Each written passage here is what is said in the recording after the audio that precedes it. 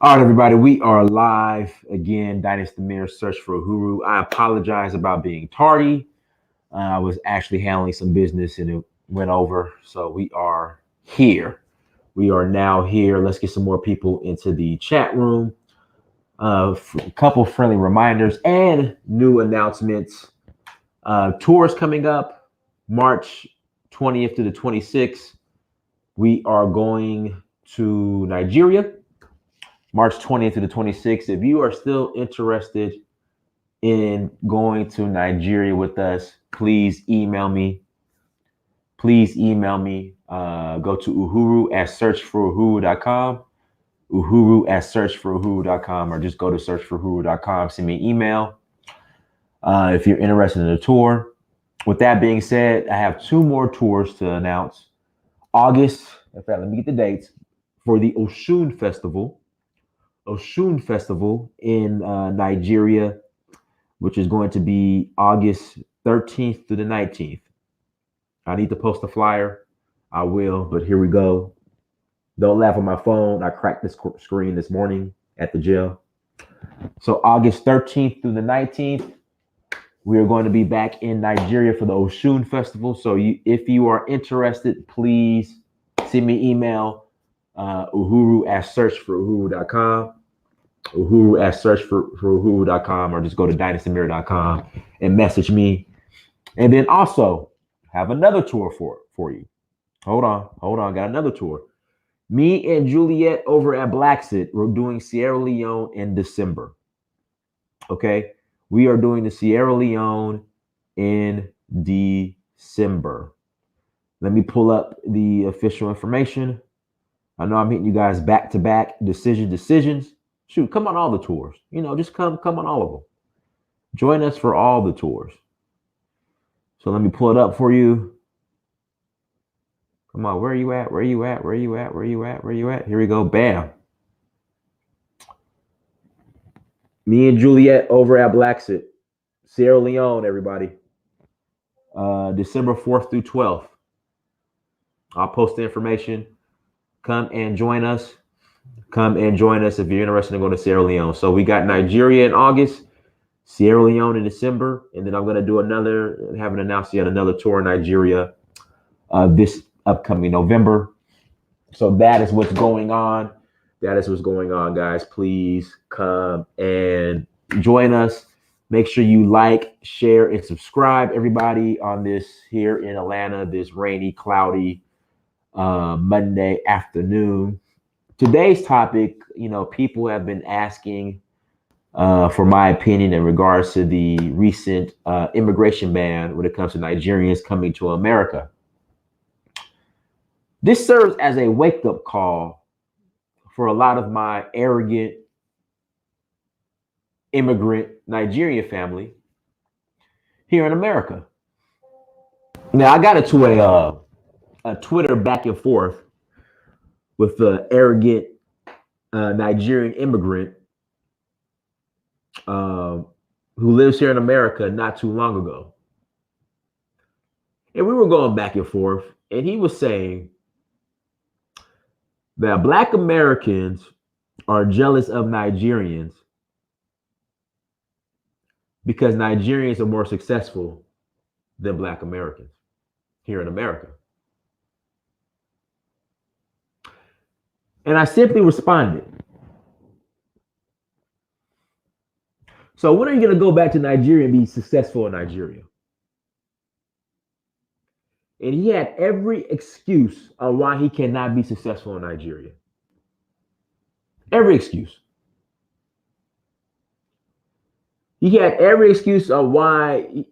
Listen, there's a certain look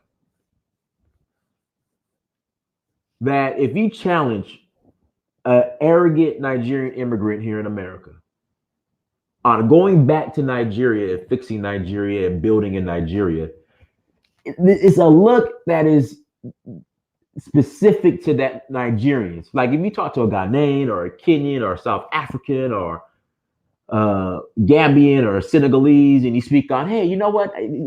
Go. Have you ever considered going back and helping and building and taking your success over here, over there, they're like, yeah, yeah, yeah, I am, yeah, yeah. But when it comes to the arrogant Nigerian immigrant, there is a look. When you challenge them on how about go back to Nigeria and be successful in Nigeria and build Nigeria. When you challenge them, it's like their soul just leaves their body. It's like how dare you ask me to actually go and help make Nigeria great? How dare you? It's like their soul and their spirit just leaves their body. When you just question them, like, hey, okay, you're great in America, but how are you being successful in America a win for Nigeria?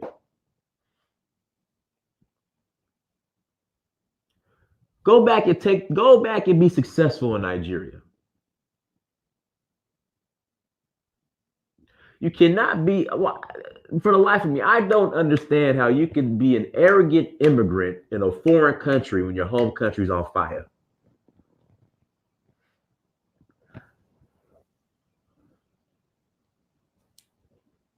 How can you be an arrogant immigrant or the way you present the situation in Nigeria, an arrogant refugee? How can you be an arrogant refugee in a foreign country when your home country's on fire? It makes no sense. So I said, go back and build Nigeria. He had every excuse on why he can't go back and build Nigeria. He had every excuse. I mean, every excuse in the book.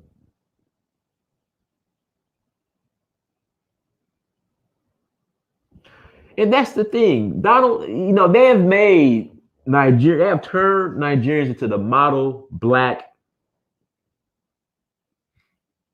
minority here in America. A lot of you arrogant Nigerians have gotten very comfortable.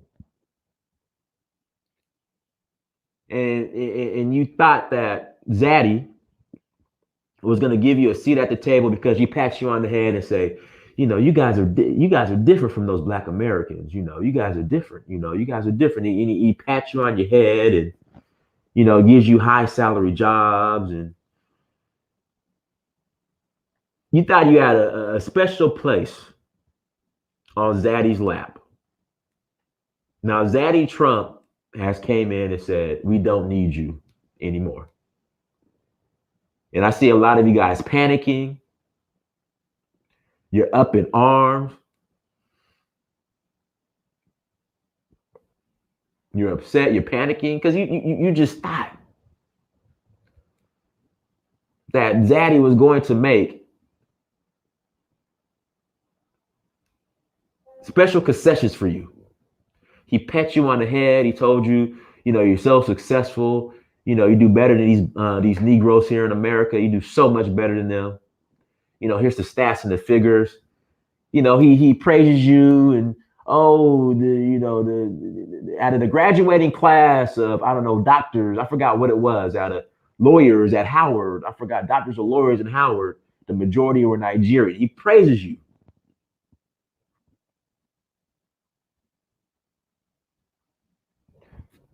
And you guys got comfortable.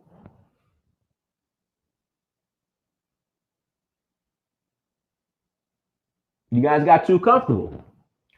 Now you have gotten your wake-up call.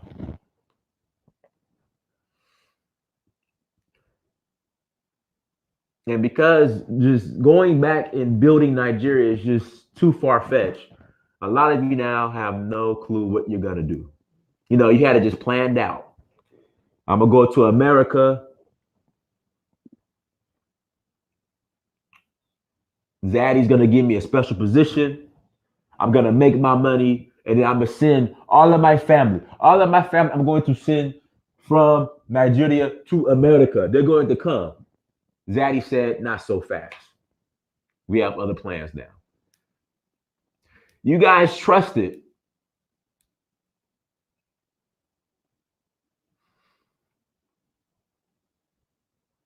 his daddy so much, and now it's backfired. I literally had Nigerians tell me, and we gotta have an honest conversation today.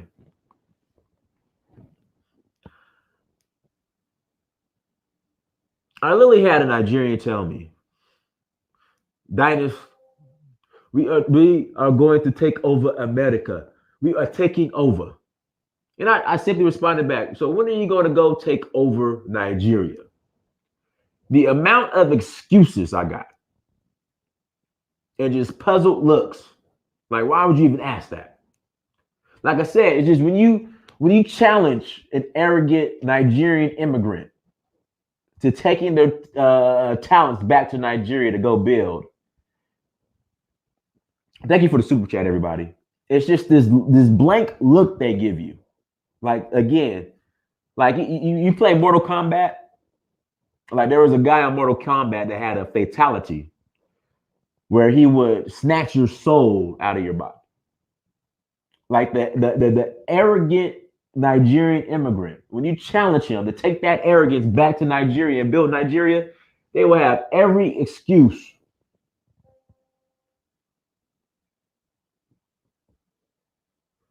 They will have every excuse on why they can't do it. Like, their soul, it's a look. So I said, yes, I am Nigerian. I am. I'm just saying, I just gotta call it out. Yeah, they're taking over Houston. Tell them to go take over Nigeria. They will have every excuse on why they can't, on why we can't. I'm just saying, I just gotta call it out.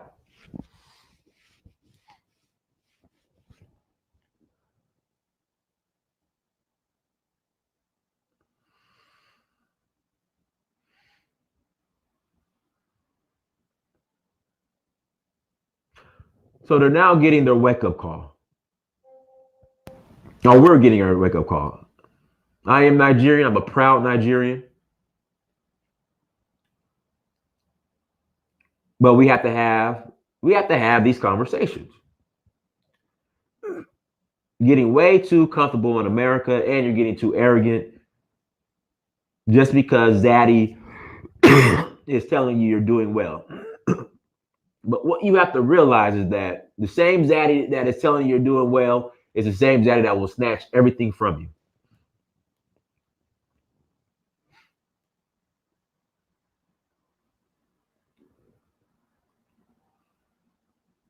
And Trump is just reminding you that anytime the West, America, will pull the plug, will pull the carpet from right out under you, and tell you that you're no longer needed. Thank you for everything you guys have done.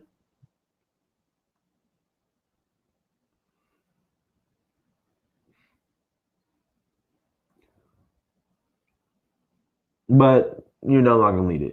And what kills me, this is what just bothers me. You got many Nigerians upset at Donald Trump for passing this immigration law. But then about a month ago, over a month ago, Nigerians were begging Trump to send down thunder and fire. Not all, some, not all, some. Some Nigerians were begging Donald Trump to send thunder and fire on Nigeria to save Sowore.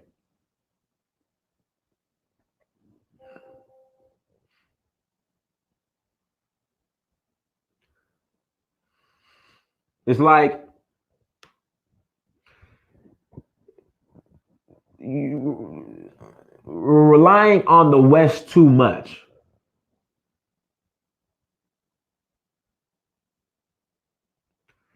We're relying on the West too much.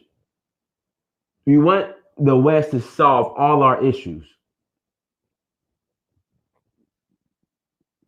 We want our former slave masters to solve all of our issues.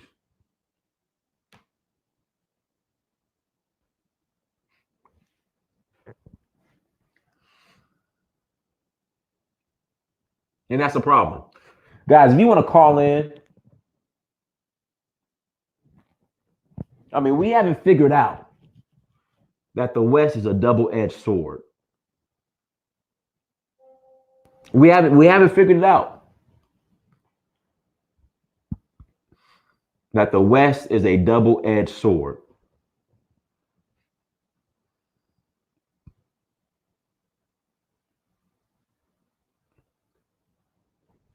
If you guys want to call in and add to the conversation,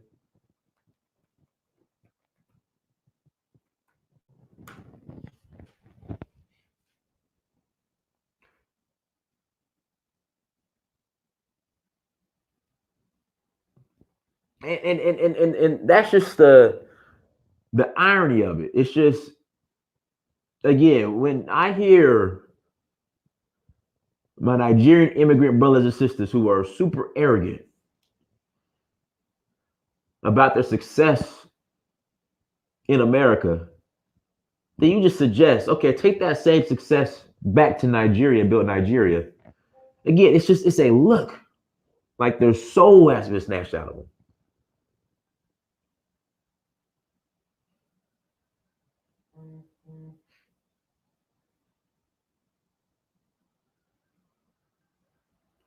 You know, that it's just the look they give. Pan African Strikes Back. Send me an email. Put my email in the chat. Send me an email.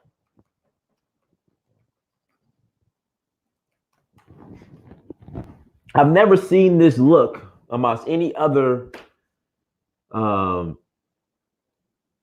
African immigrant.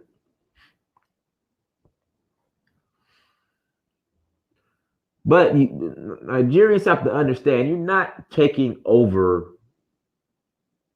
I mean, you have to just think of the logic. Let's break this down. You think you're gonna take over your former slave masters, America or Houston, but you're scared to take over your home country of Nigeria. Someone help me, come on here and explain that logic to me. You're going to take over white America, but you have every excuse of why you can't take over Nigeria. So you want to develop white America, and white America will pay you pennies on a dollar to develop it, but you don't want to go back and play an active role in developing Nigeria.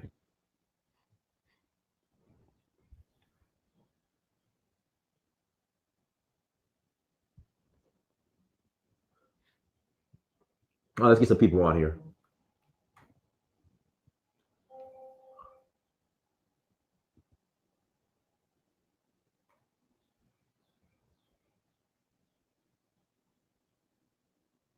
Hey, Phil, I'm about to send you the link right now.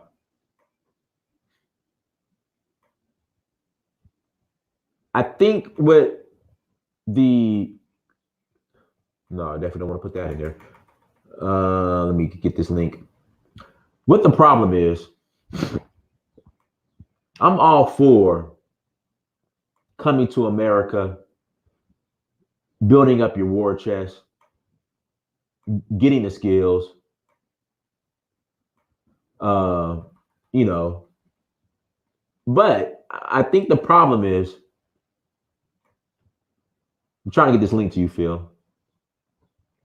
I think the issue is a lot of us Nigerians have forgotten that, and really just African immigrants in general, but specifically the arrogant Nigerian immigrant has forgotten that your first obligation and your loyalty is to your country of Nigeria. You are here to gain the skills, stack your money, so in your end game is to go back and build Nigeria. But you are delusional nuts. You are delusional. You are crazy. You are sick in the head if you think that you're going to take over in America and then turn around and say and speak on how scared you are to go back and do something constructive in Nigeria. It's a sickness.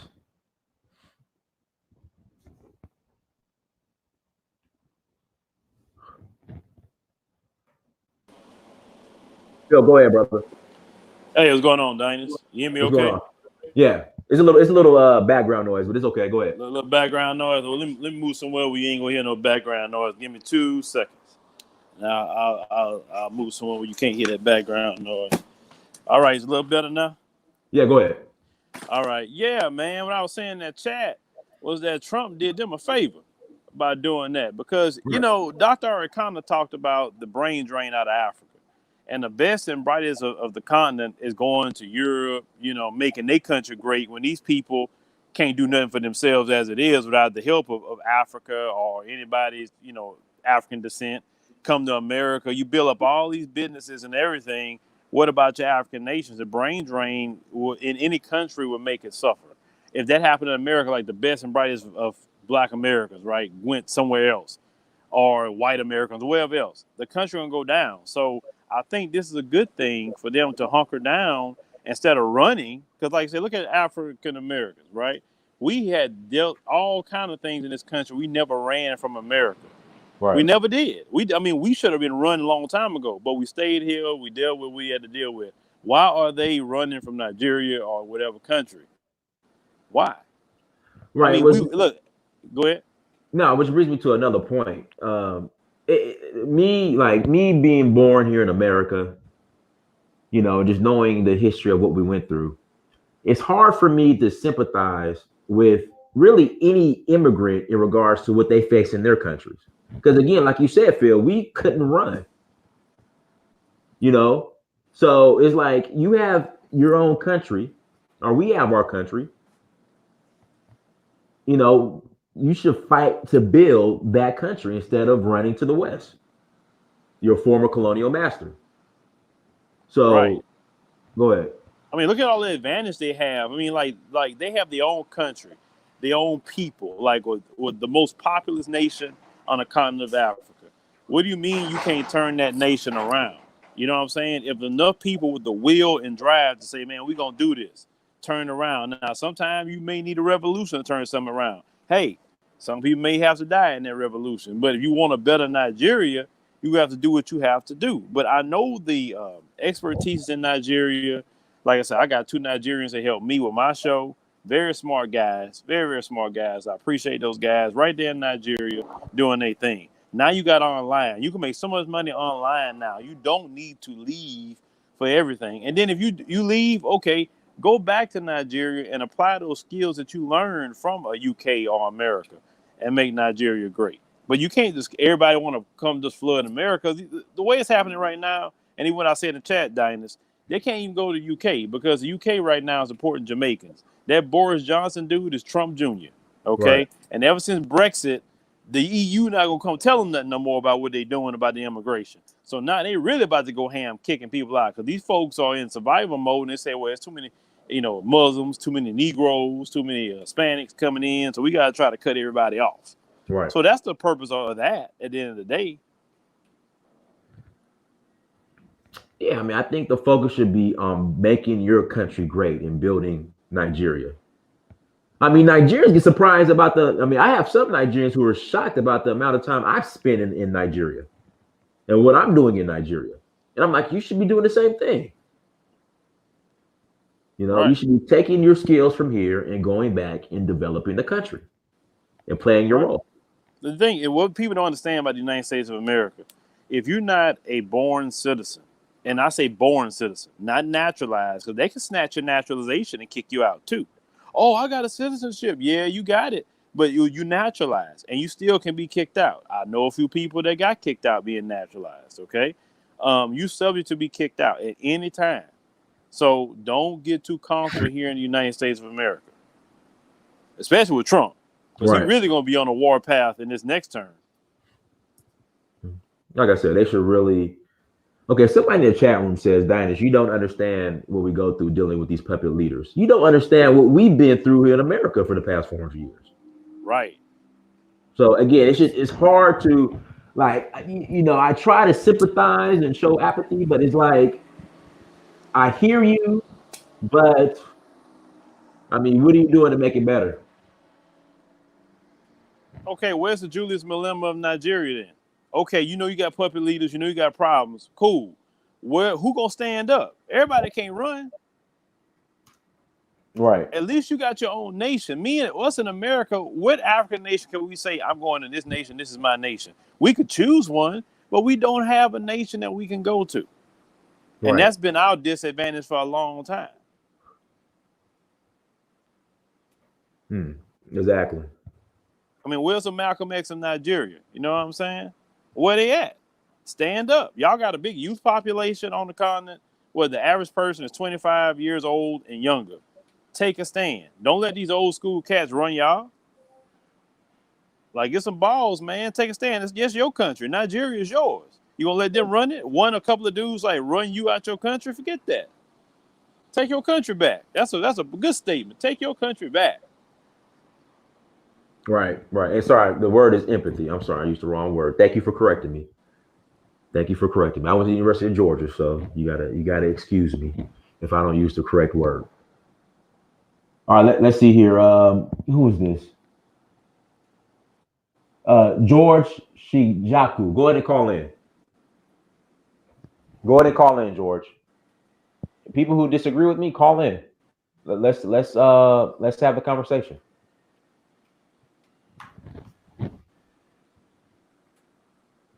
But one thing I understand is there's a country called Nigeria, and your loyalty should be to your country called Nigeria. And being a militant immigrant in a foreign nation, when you say that your whole country is on fire, doesn't make any sense to me. It's hustling backwards. Especially when you're going to America or the UK or France. You know, again, these countries, right, who played a role in colonizing Nigeria, destabilizing Nigeria. If you go to escape to these countries, it doesn't make sense to me.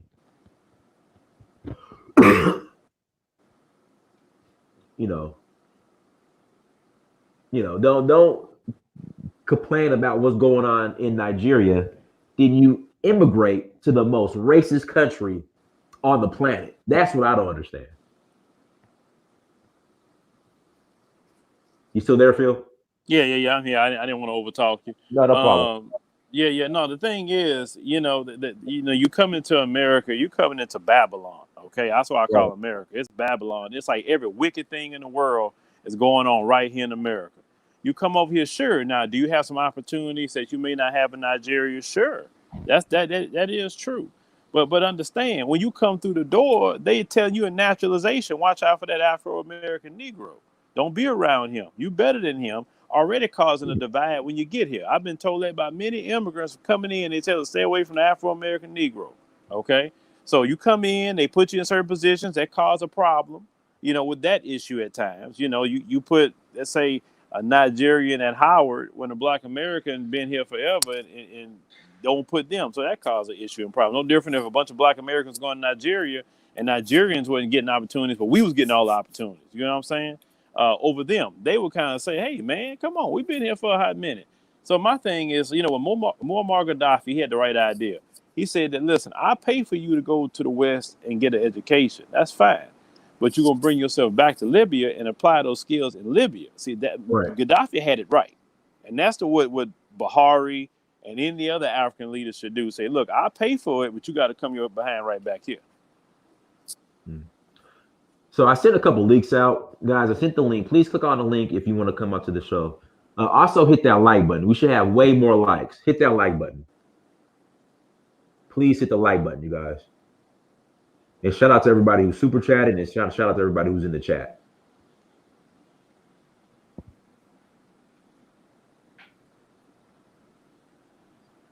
All right, go ahead, Phil. Anything else, guys? Make sure you Yeah, subscribe to Phil's channel as well.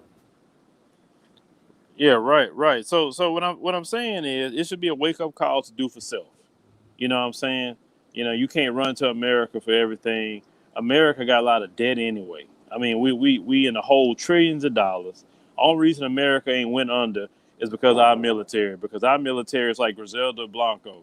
Like if you owed her money, she'd kill you. If she owed you money, she'd kill you. So Right. that's how America is.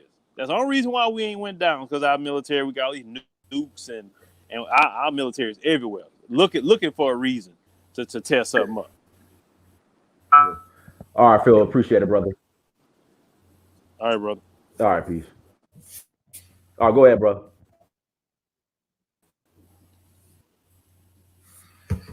Hello, can you guys hear me? Yeah, we hear you. Go ahead. Okay, basically the Nigerians are learning something that African Americans have always known. They basically operated like the neo house Negro, in the sense where that their worth or their value was determined by how close they could get to the white man. And so just like Chicken George on Roots, they had to learn that just because you on the head and say good job nigga, that doesn't mean that he has any real true connection to you. You know, if you saw Roots, when the white dude was Chicken George's daddy, and sold it off like it was nothing, that Right. he's gonna have some type of affinity for a bunch of Nigerians who come over here. You prop up his educational system. They take money out of Nigeria and give it to American institutions because they believe that that's better than what they have at home. Yeah, the white man will take your money any day of the week. You, if you do the calculations, the Nigerians come over here paying these high ass college fees and paying these loans greatly outweighs whatever he has given them in the form of jobs and anything else. They really have the mind of Negroes, and we're all probably West African. So it's extra disrespectful when you have these dudes come over and basically discredit your entire struggle by saying y'all niggas was wrong. It's just that y'all didn't want to work hard. Y'all didn't want to do this. The only reason you can come and put your little Nigerian kids in a school is because of the stuff that we fought for and died for. But then you come and try to say, oh, you're just not doing good enough. That's like somebody, a woman coming up in the house and being like, well, your husband, he don't give you this and that because you're not doing this or that right. That's not the reason. You haven't been here to go through the struggles and stuff, because if you look at the way Nigerians handling their country and you look at all the things African Americans fought for, we would probably do better with Nigeria, because we came from the bottom where it wasn't our country, at least got to this point. It's a place where it's their country and cannot get to a point where they have a sustainable system where everybody can benefit, where the wealth and everything is distributed. So you do meet some very nice Nigerians. I used to have a Nigerian girlfriend, and she's cool, but her dad, he hated me. He was a doctor, and oh, he's no good. Look, man, my dad got money to send my brother to other countries to get bullshit medical licenses and then come back to America and then they're doctors. You know what I'm saying? My father didn't have that kind of money. So, like, Nigerians act like they're getting things here just based on straight up hard work. No. If they want citizenship, yeah, we know they're bringing babies over. That guy who I used to date his daughter, he would fly pregnant women from Nigeria into the United States, like doing the anchor baby thing, right? We don't have that option. We don't have the option to game the system. We march in the streets, die, get hit, get bit by dogs and stuff like that. They are benefiting and then discrediting us as lazy. Okay, and people are asking. Listen, I've sent the link out to. In fact, here goes George right now. George, go ahead. We don't have the option. Can you George, hear me now? you got to turn off. You got to turn off your the playback, George. All right, George, All go right. ahead. Yeah, nice one, bro. Nice one, bro. Excuse my accent. I don't want to talk with a foreign accent. All right, go ahead. I'm a Nigerian. You understand? Respect Okay. to everybody. Yeah. Yeah, bro. This Nigerian issue, man. People are not running away. People are not running away. You understand? Like, it's about survival and then coming back. The same way you're talking about it is the same way Nigerians themselves are planning. People go abroad, they send money home to build houses, to do businesses, and people congregate and talk about politics and how they can get involved. And also, I don't know how much you know about recent political history since 1999. A lot of serious appointments, big appointments, people from diaspora come back who've got experience working in the World Bank and then working in America and UK. Some of them came and took up governorship positions. Some of them took up Ministry of Finance positions. So that you see a lot of Americans, Nigerians in America, and then you're thinking they're running away, and there's a lot of pressure. There's a lot of human rights groups. Can you hear me? Yeah, I hear you. Go ahead. We're listening. Go ahead.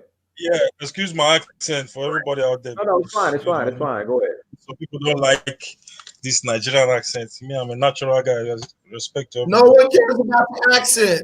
That's one of the misconceptions right there. Yeah, excuse me, sir. It's true. It's true. Some people, I like to say excuse me so that people will know I'm not coming with some kind of energy. They'll think this Nigeria is trying to come with it. I'm in UK at the moment, bro. Okay. I was going to sleep, but telling me calling, Yeah, so Dinas, trust me, a lot of Nigerians want to come back home, and they are coming back home. They are building, they are connecting with people on ground, and a lot of us we have plans. We're watching what's happening, and we are getting involved. Now you see a lot of Nigerians in America doing all these things, and people are thinking Nigerians they don't watch that. All those people there, they are there. They have their program. Some of them, after some time, you won't see them again. They're back. They've got their house built. They've got their business set up. They've got their political connections. They've got things back home. So there's lots of Nigerians even in Nigeria more than the ones outside. So, let's not use that narrative that Nigerians are just running away and they're not thinking about coming back home and they're scared and they're weak. Well, George, this is just one video. I'm Nigerian. I'll be back in March. I'm all over. Yes, I'm Nigeria. So my thing is, if it doesn't apply to you, then you just let it fly. Because I know there are a lot of Nigerians that are coming back, but this video is specifically for the arrogant ones who are, what I call ADOS cap. You have a lot of Captain Black American Nigerians who will wave the American flag and burn their Nigerian flag. They're just playing games. He's hustle. They ain't playing no games. He's hustle, trust me. They don't. Nigerians are it's just hustle, and that arrogance. Don't watch that. And even me, I know there are some of them that are annoying. Even me, I don't like some of them. Like me, I'm a natural guy. Yeah, but all those stuff they're doing in US is hustle. They try and go on like, yeah, they're into the American whatever. They just want to get dollars so that they can do what they need to do back home eventually, So that's what it's all about, to be honest. But I've been following you, bro Dynast. No, I appreciate it. Thank you. I've been following you, man. Yeah, one love. Thank you. When are you coming to Northern Nigeria? Yeah. I will go one day. I will go one day. I would agree. I would agree that.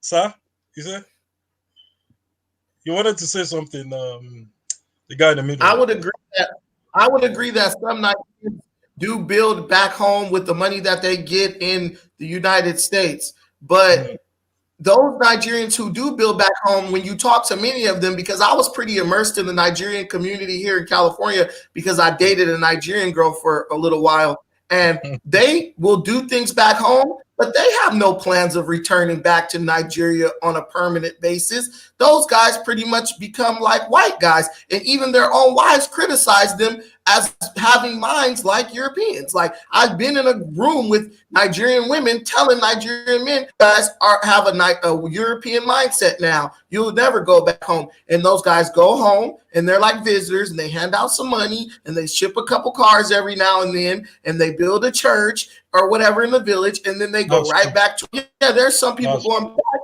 but the majority, can you guys hear me okay?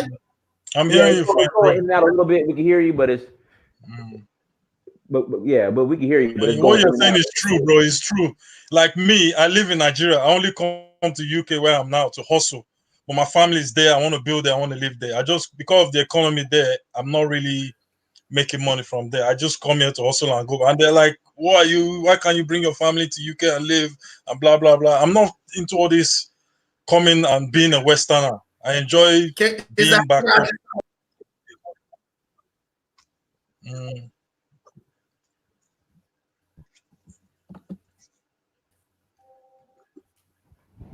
Yeah, you're going in and out a little bit, brother. And also, Danas, I wanted to say something. Yeah, go ahead.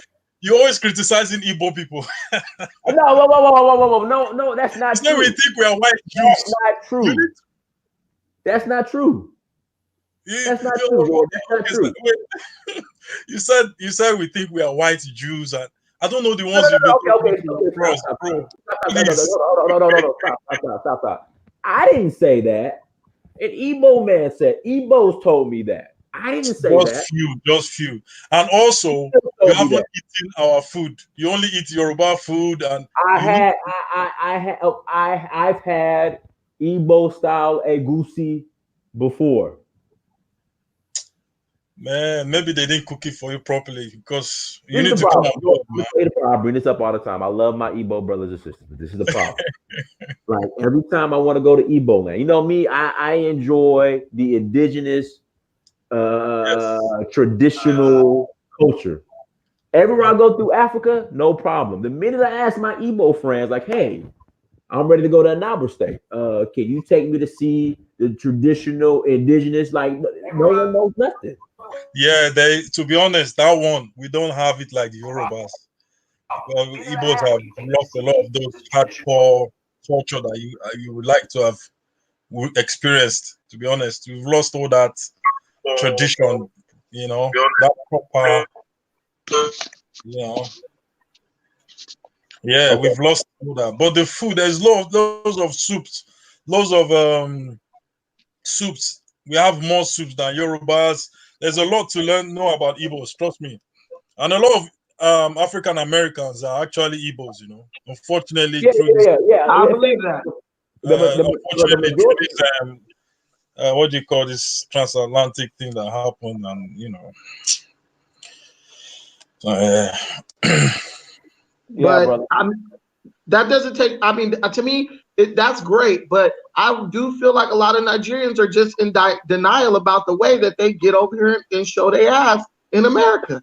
Like, this is not unreal, because no matter what country you go to in Africa, or even in America, there is a negative stigma that is associated with Nigerians. Like, that's just the reality. Go to South Africa, wherever. So your brothers and your sisters are not lying to you. We're not racist against you. We're telling you that you come through with an elitist, arrogant ass attitude that really makes you want to slap the shit out of 90% of them, or just not deal with them. Wait, George, wait. I don't like those people. Wait. The problem is it has a negative effect on what we are overall trying to accomplish as Pan-Africanist people. We are trying to get people to come to Africa, but one of the main problems is you have a lot of people who are greatly influenced by shit that they've heard from Nigerians. I'm just saying that's the real. George, it's the most annoying shit ever. George, I give you a prime example, George. Outside of Somalia, Some outside of Somalis, and we know what Somalia is going through right now. Yeah, yeah, Like yeah. I encourage, I do tours to Nigeria.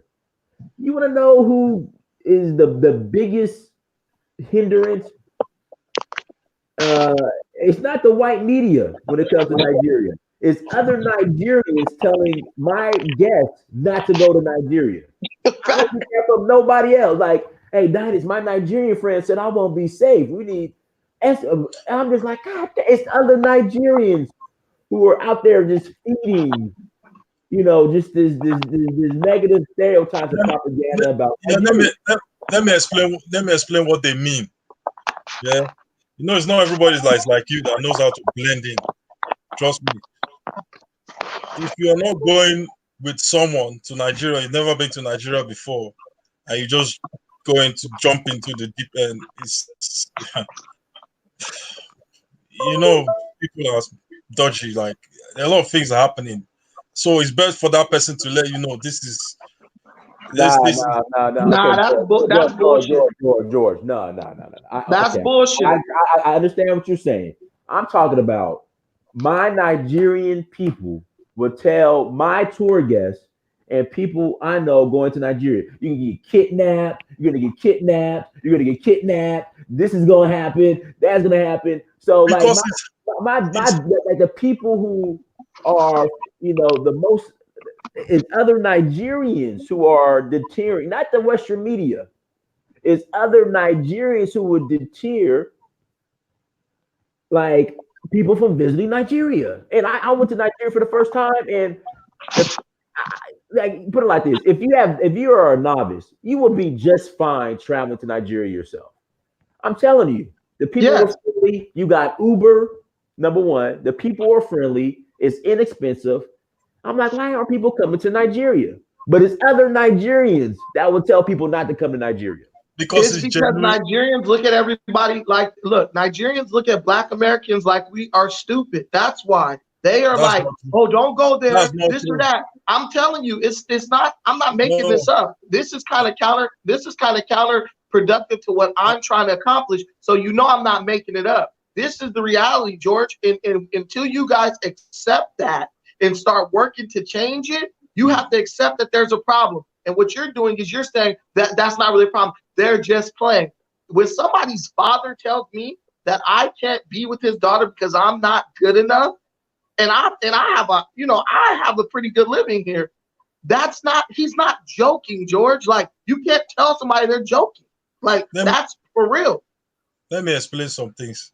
Within Nigeria, Igbo cannot marry Hausa. There's this kind of things they will say as well. Yoruba cannot marry. Stop it, bro. His sons are all married to white women. Don't tell me. You keep trying to make an explanation. His sons are married to white women. It's just like with his. Look. Let me tell you this. I'm gonna give you a quick story.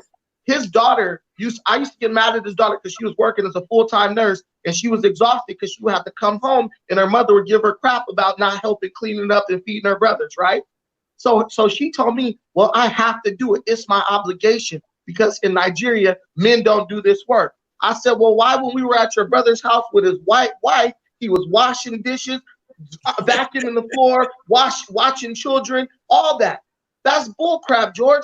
These dudes get over here and become Americanized. They act like house Negroes, and then they try to use their culture back in Nigeria as an excuse so that they don't have to deal respectfully, honestly, and with integrity with Black Americans here in a brotherhood sort of way. They ain't telling the white man that when they burying his daughter. So explain that to me. Well, let me tell you one thing first. Yeah, please excuse my accent, everybody, because I have to say that. Please. Here we go back to the accent. Boy, that's just a little bit of a little Negro stalling tactic. But keep going. Yeah, okay. I don't know what generation because me, I'm in my early 40s. I grew up watching, loving everything. We all wanted to be African American. From what's it called? Father MC. What's all those guys now? Yeah, Father Big Daddy, Big Daddy Kane. That's my generation. I'm telling you, from MC Hammer. Yeah, everything. We look. I watched Gary. What's it called now? Different Strokes. What's all this? Cosmic. We grew up loving, wanting anything African American. They were the kings of the black world. So I don't know what all this. I don't know all this. We don't like African American when we even used to date. We want to date the girls that look. They'll say, "Ah, this girl looks American. Ah, man, this babe looks American." I mean, maybe it's now. Maybe I don't know what happened with this generation. But for my generation, we were all our parties, Black American music. Yeah, basketball. because y'all finally, because when y'all got over here, y'all loved it when y'all couldn't get over here. Then when y'all got over here, y'all started cooning. That's what happened. No, Y'all got access, and y'all was like, wait, the white man is controlling everything. Let's try to suck up to him to see what we can get. Hey, hold on. Let me respond. Hey, Pat, hey, brother, I did a video a couple of years ago called "Suffering in Africa Just to Come and Coon in America." I mean, you got the point. Yeah, the point. we not, bro. George, this ain't against you, and this ain't against no Nigerian. What we're saying is we love y'all. We love y'all a lot, even to a fault, and we want to be one with you. But y'all gonna have to understand that there's some coonery going on, and it's got to be addressed. I can tell you, I'm more Black American than you because of how we were marinated into African American culture from young. Dress code, everything. We bought Africa. We buy African academics, FUBU, everything. Son John, that next generation. We consume all the music. How many CDs? All of us. Universities, all we do, African American lifestyle movies, hood movies. We walk, we bounce. We even our broken slangs, everything. So what happened? There was the first set of people was going to America. They started getting laughed. Oh, African British scratcher. They were calling them names. All of this. Then they started saying, okay, it's like these people. What's going on? We thought we were supposed to be one. Because I remember the African British scratcher. Like me, we all had American accents. Like, yeah, man, what's going on, man?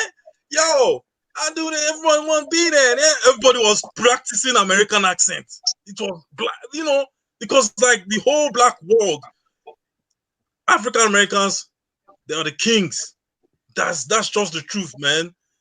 Then all of a sudden, this time around, everybody's discovering their own, embracing their own, everything. And it seems as if, African Americans are like, whoa, you guys want to come like you're taking over. Nobody's taking over nothing. You guys. George, even though what you're saying is true, I agree with you, right? But it still does not negate the fact that Nigeria, there are many African countries where people felt just like that. When I'm in Kenya, people are saying the same thing you're saying. But when you come to the United States, you do not have the Kenyans acting like that. You do not have the Sierra Leoneans acting like that. They have a huge sense of brotherhood and camaraderie with us. But it's always the Nigerians for some reason. I don't know what that reason is, but it's always you guys. You know why? Okay, tell me. I'll tell you, like, bro. You see Jamaicans, African Americans, Nigerians, and who again? We are competing for power in the black world. No. Hold on. Let me stop you. That's the truth. George, the truth of the matter is, African Americans have been the black kings. That's my point. We ain't competing for power. Nigerians and Black Americans and Jamaicans are jockeying for position under white supremacy. That's exactly what it is. There ain't no power. Prove the point. So we're sitting here fighting and arguing over who can have a better position on Zaddy's lap. That who get more crumbs off the floor. Exactly, crumbs. It's not about power, competing for power. That just is delusional as when the Nigerian told me that they're gonna take over America. I'm like, how? And then take over Nigeria. They got every excuse on why they can't. We can't take over Nigeria, but we go out white man the white man in America. Nah, because but you can't out Nigeria. We Nigerian. We can't out Nigerian to Nigeria, but we get out white man the white man in America. George, just tell me, George. Do you at least acknowledge that this is a problem? What exactly? The arrogance, the reputation. Yes. of Nigeria. Yes, it is. It is. Okay, then we can work with you. We can work with Yeah, I you. know, 100%. Even me, a lot of Nigerians are not into that. They are rubbish, whatever thing. I know what you're talking about, but Yeah. there's a lot of us that are real, natural, and of my generation. I know what's up. You see. Right. Then you've got this educated class that think they're so educated and everything, and they do that to everyone, even with It's the elites. It's the elites. I've Yeah, always but told people it's the elite mind. you have them also in African American community. You've got those black elites that think, Yeah. oh yeah, that Yeah, absolutely. you have them everywhere, man. Trust me. Yvette Cardinal is one of them. Yeah, So- but brother, I appreciate you two coming on. Let me get some more people on here. I got Peace. Good talking So to you guys. Diners, Thanks. you have to come to northern Nigeria. That's where I live. You live in northern Nigeria? Okay, listen. I will go to Kano soon. I will go to Kano To soon. Abuja. I land in Abuja. Okay, one love. Take care. I have to go to sleep now. Work it tomorrow, bro. Email me. I will go to Abuja. I will come see you in Abuja soon. Okay. If not March, May, for sure August. Because I'll be in Nigeria next month. I'll be back in May, and maybe June. I will be in Abuja. Yeah. Okay. God bless you. God bless you. God bless everybody. Okay. Thank you. Thank you. Adewale. Yes, Adewale. sir. Yes, sir. Bawoni. Mowa dada. Adupe. Mowa. Adupe. Bawoni. Eku iṣẹ́. Akabo. Eshe. How is it going? Oh, Mowa dada. Nice. Yeah, man, it's been a long time. So you're going again in March? Yeah, I'll be back in March. Okay. Yeah, safe travels, man. Yeah, it's an interesting topic, man. I was enjoying George's conversation. Very nice, very natural, like he said. And man, the guy was just truthful, man. We realize it's a problem that many Nigerians come over to the United States and they begin acting weird. They really want to impress the white man, and for that reason, they throw everybody under the bus. But at the same time, it's not everybody, right? There are many sensible Nigerians out there that know who they are and they know what they stand for. And they wouldn't just come into that community and start looking down on people for whatever reasons. Anyways, we within the country of Nigeria ourselves, we have so many problems, right? We have, like right now, more than I've noticed in recent decades, we're having a huge problem amongst the three major tribes, right? From the political point of view, it's a really delicate subject, to be honest. It's not something I should be talking too much about here, because man, people are so angry. Like I've not heard this rhetoric as high as I'm hearing it these days, where even the Southwest, the Yorubas are considering, going their separate ways. Like the Igbos have been clamoring for a long time. Oduduwa Republic, but we need one Nigeria. At the end of the day, that's what we need, right? But we are racially different. We are culturally different. And, if you're looking at it from an outside perspective, you might just look at them like, oh, it's Nigeria. But you wouldn't understand that within that country of Nigeria, there are like 200 different ethnic groups. So we're so different. And, man, it's crazy. I'm tired of it myself. That's just the truth, But hopefully we can all get along. The cooning Nigerians in the States, keep roasting them. They deserve it. All right. And yeah, they are also cooning Black Americans and cooning Jamaicans, cooning Barbadians. Like everybody. There is no group that is 100% pure. Well, if I could. Major, I got it. You got your disclaimer, Lou Major. You got your disclaimer. Yeah, don't worry. I'm not going to say anything extreme, man. Calm down. Okay, relax.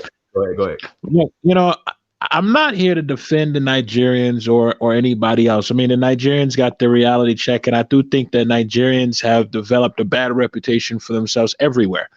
America is not the only country that has, in essence, shut them out. Singapore has done the same. Malaysia's done the same. And the UAE, just about any African, if you could buy a ticket, can go without a visa except Nigerians. Nigerians have done a very good job of making themselves look bad, including with the Chinese. Now, that's on the Nigerians, and I think that has a lot to do with the more aggressive. Nigerians are very ambitious people, which is actually a very positive thing. And I think when you come from a country with 200 million people and everybody's fighting for very little resources, it creates a certain level of aggression.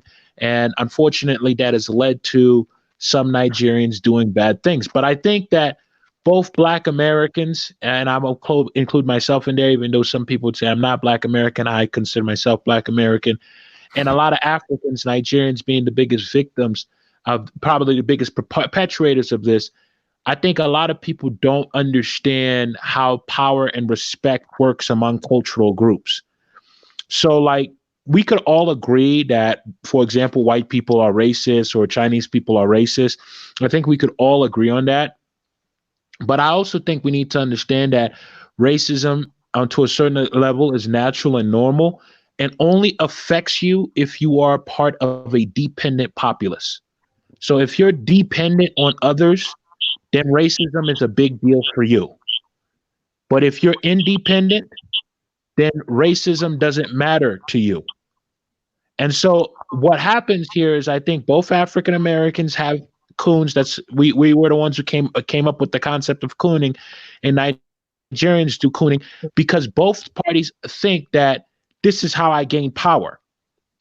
If I can endear myself to the dominant society, i.e. white people, whoever you think is more powerful than you, if I can endear myself to this group of people, then I'll gain power because they'll grant it to me.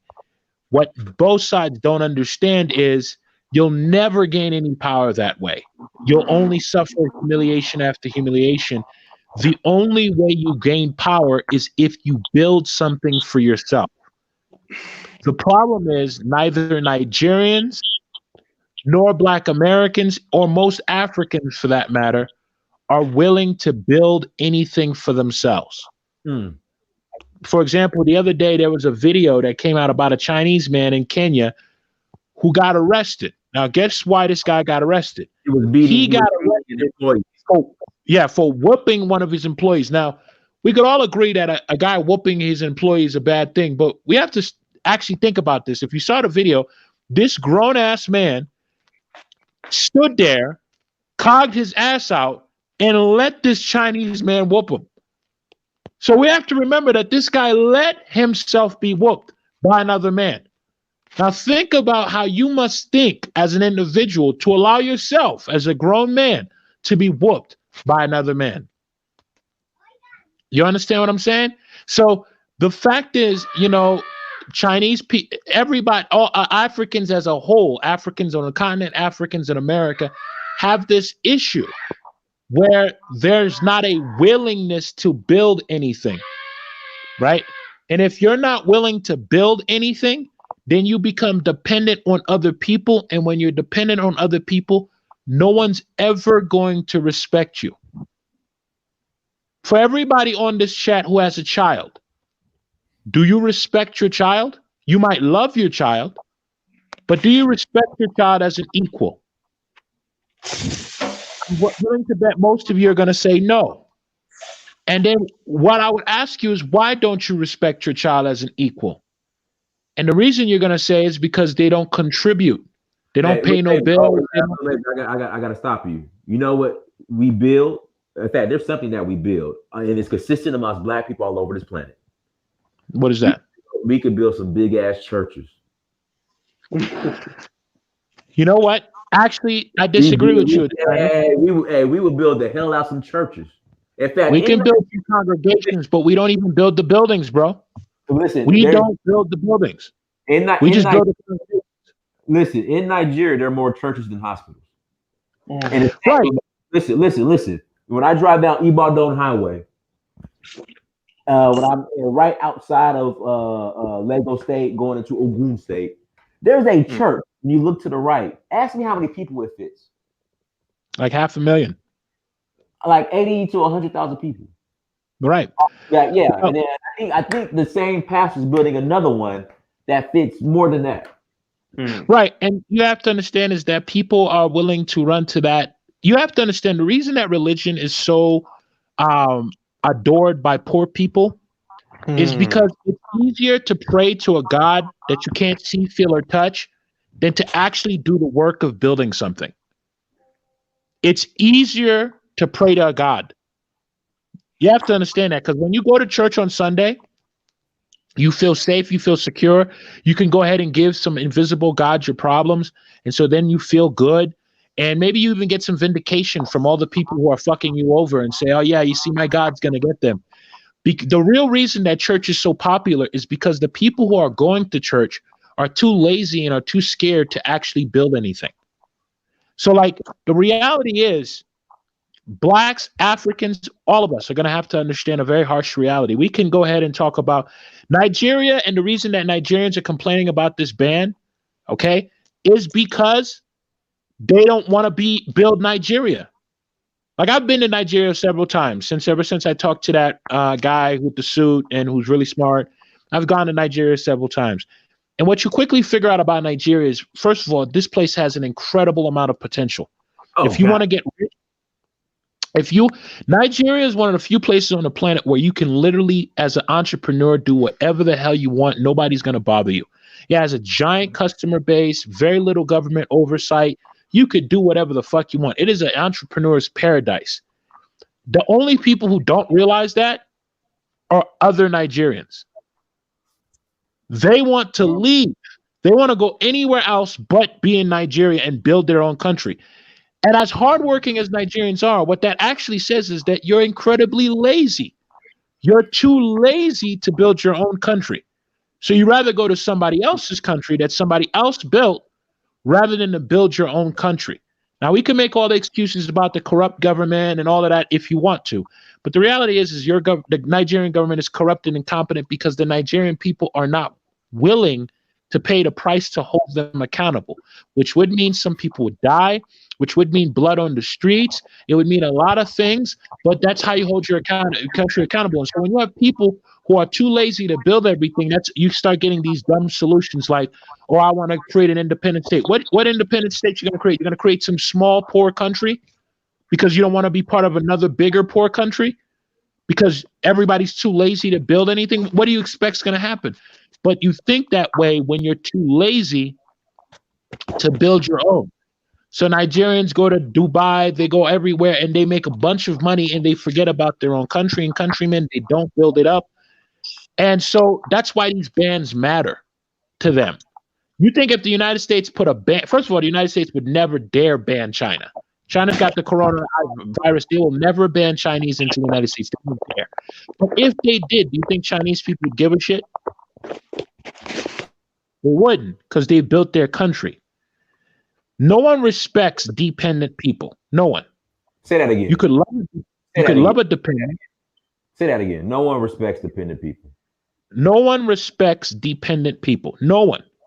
So all that cooning that people do, hoping they could be led into the club of the black elite, what that really says about that person and the community that person comes from is that person and that community. The coon itself, we all talk about the actual coon, but we never talk about where the coon comes from. How did you become a coon? What a coon actually is a person who wants to be successful, but has given up on his own people. And so he figures the only place that I can go to gain success and status is this other group of people. That's what a coon is. Right? So if you have a community that produces a lot of coons, what you shouldn't be getting angry at the coon. What you should be doing is getting angry at the community that gets a person to such a point that he would go ahead and, in essence, castrate himself to another group of people for him to gain opportunity because his own people won't provide it for him. Right? Nigeria has 200 million people. It is a giant market. Lagos is the place to go if you want to start business.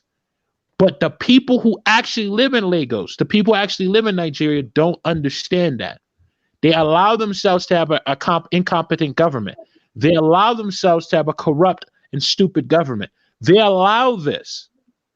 So like a Nigerian being arrogant to anybody is one of the most laughable things in the world, because all a person has to say to an arrogant Nigerian is, bro, if you're so great, go build your own country. If you're so great, go hold your government accountable. And when they obviously can't do that, then tell them to shut the fuck up. But what you got to understand is, why is he cooning? Because he doesn't believe in Nigerian people. That's why he's cooning. We shouldn't really focus on coons too much. We should focus on what's causing the coons, and that's because of Black people, Nigerians, Black Americans, unwillingness to actually build something of their own. And one of the reasons that Black Americans are starting to become so blatantly disrespected on a consistent basis is because of the internet now. Everybody sees Black Americans take abuse and disrespect and not do anything. Everybody sees Black Americans get shot by police and no one goes to jail and not do anything. Everybody sees Black Americans get told they have to cut their hair so they could graduate, and then they don't do anything about it. Everybody sees that. Everyone now sees Black Americans, communities get taken over by other people groups that just move in and they don't fight for their own communities. Everybody's now seeing this, and now they're realizing that, wow, these people are like punks. They have no backbone, whatever. While before, one generation before, nobody realized how pathetic Blacks were. So in America, Blacks were always pathetic, but then outside of America, people thought that Blacks were worth a damn. They're like, oh my God, look at them on TV. They're like athletes, and everybody thought they were great because nobody realized how pathetic they were. But then when they actually come to America and they actually deal with Black Americans, it doesn't take very long when you actually deal with Black Americans to realize these are pretty pathetic people, right? They don't like themselves. They don't like their own skin color. They don't like their own culture. And then they'll do stuff like insult Africans and call them African booty scratchers, or me as a Haitian. It used to be a time where if you were Haitian, you would get jumped or beat up. And I could tell my own stories. The only reasons Haitians don't get fucked with anymore is because Haitians got to a point where we got tired of it and we started whooping everybody else's ass. And so everybody got scared of us. That's why nobody fucks with Haitians anymore. But there was a time where people used to beat up Haitians all the time just because they were Haitian. Black Americans used to. And so when other Blacks come to America and they see these Black Americans who have all of the resources that's available to them in America and don't build anything for themselves, they lose respect for Black Americans. And that's why Black Americans get disrespected. Lou Major, Lou Major, real quick. Let Mike, brother. Hey, Otojo Meta. Ọjọ́ kan pẹ̀lú báwo ni? Bawo dada. How's it going, man? Long time, man. Go Can ahead. you hear me well, though? I hear you. Go Can ahead. you hear me well? Oh, okay. Oh, that's nice, man. Yeah, I mean, this kind of, I'm hearing you guys, and I'm like, okay, this is cool, man. I mean, what you guys are talking about. I mean, this is my point, Agnes. I think Black people worldwide, we're suffering from low self-esteem. That's what it is, man. It's just the bottom line, Okay. Why is that? Because we all feel the reality. We all feel that we are a defeated race. We are conquered people. That's just the bottom line.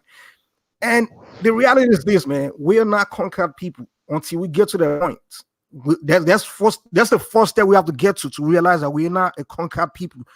We believe we are conquered people because our education system is designed to tell us that we are conquered people. That's all we learn. Whether it's in America, where they teach you your history began in slavery, or in Africa, where they teach us that our history began from colonialism. So most of us, except few of us, they don't think like this because we've studied our history beyond what we're learning in school. So that's why we don't. Someone like me, I don't have that low self-esteem as a Black, or as a Black person. I don't see myself as a lower entity to white or any other race or anybody. And I don't feel the need to feel superior to someone or feel inferior to someone. You know what I'm saying? Though before I became knowledgeable as I am today, I used to reason just like that. I'll look at another Black person and feel like, oh, is it better than me? Or is it? So that's what it is. You're suffering from low self-esteem. That's what it is. Now, the Black American guys that are coming here complaining, the Nigerians, coon, all that. First thing first, man. I don't think the whole Kun thing is the reason why people are complaining. Like I said, black people, we feel like a defeated race, and because of that, we develop a very low self-esteem. So someone with a low self-esteem, a group of people that have low self-esteem, when we see another person, another black person, that you feel like, oh, you're starting to look better in front of white master, you start to, feel some type of way, like, okay, he's a little, he's in a bit, we just have this jealousy issue, and that's coming from, for you to have that kind of mentality, we have to have a very low self-esteem.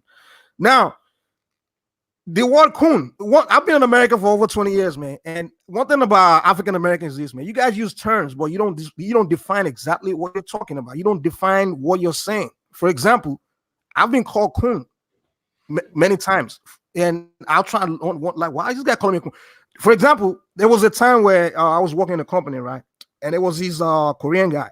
This guy knew a lot of shit, dude. Literally, the company would fire anybody because of this guy, and this guy was getting paid a lot. So me as a Nigerian, the way I was brought up is, hey, knowledge is power, man. Gotta go for the knowledge, So I decided, let me get close to this guy, So I would kind of like focus, because I didn't want to be in a company for that long anyway. But before I leave, I want to make sure I extract as much knowledge from this guy as possible.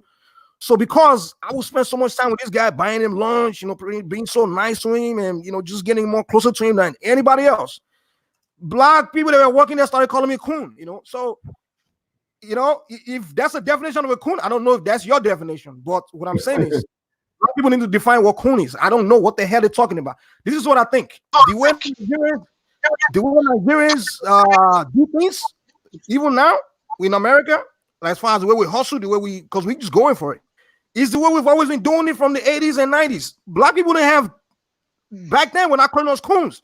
But all of a sudden, in 2020, we became Kuns. Why? It's not because of what we're doing. It's just because you feel like, oh, these other black groups are looking better than me, so let me go after them. And they're corny. We start giving excuses. I can't they were not Kuns in the 90s when you didn't see them as successful people, Because Nigerians have always been the same way in the 90s, 80s. We've always been the same people. We hustle the same way. We go get the money, But all of a sudden, I hear black Americans talk about Nigeria a lot, I'm like, what the heck, So it's called Plato's Cave, Mike.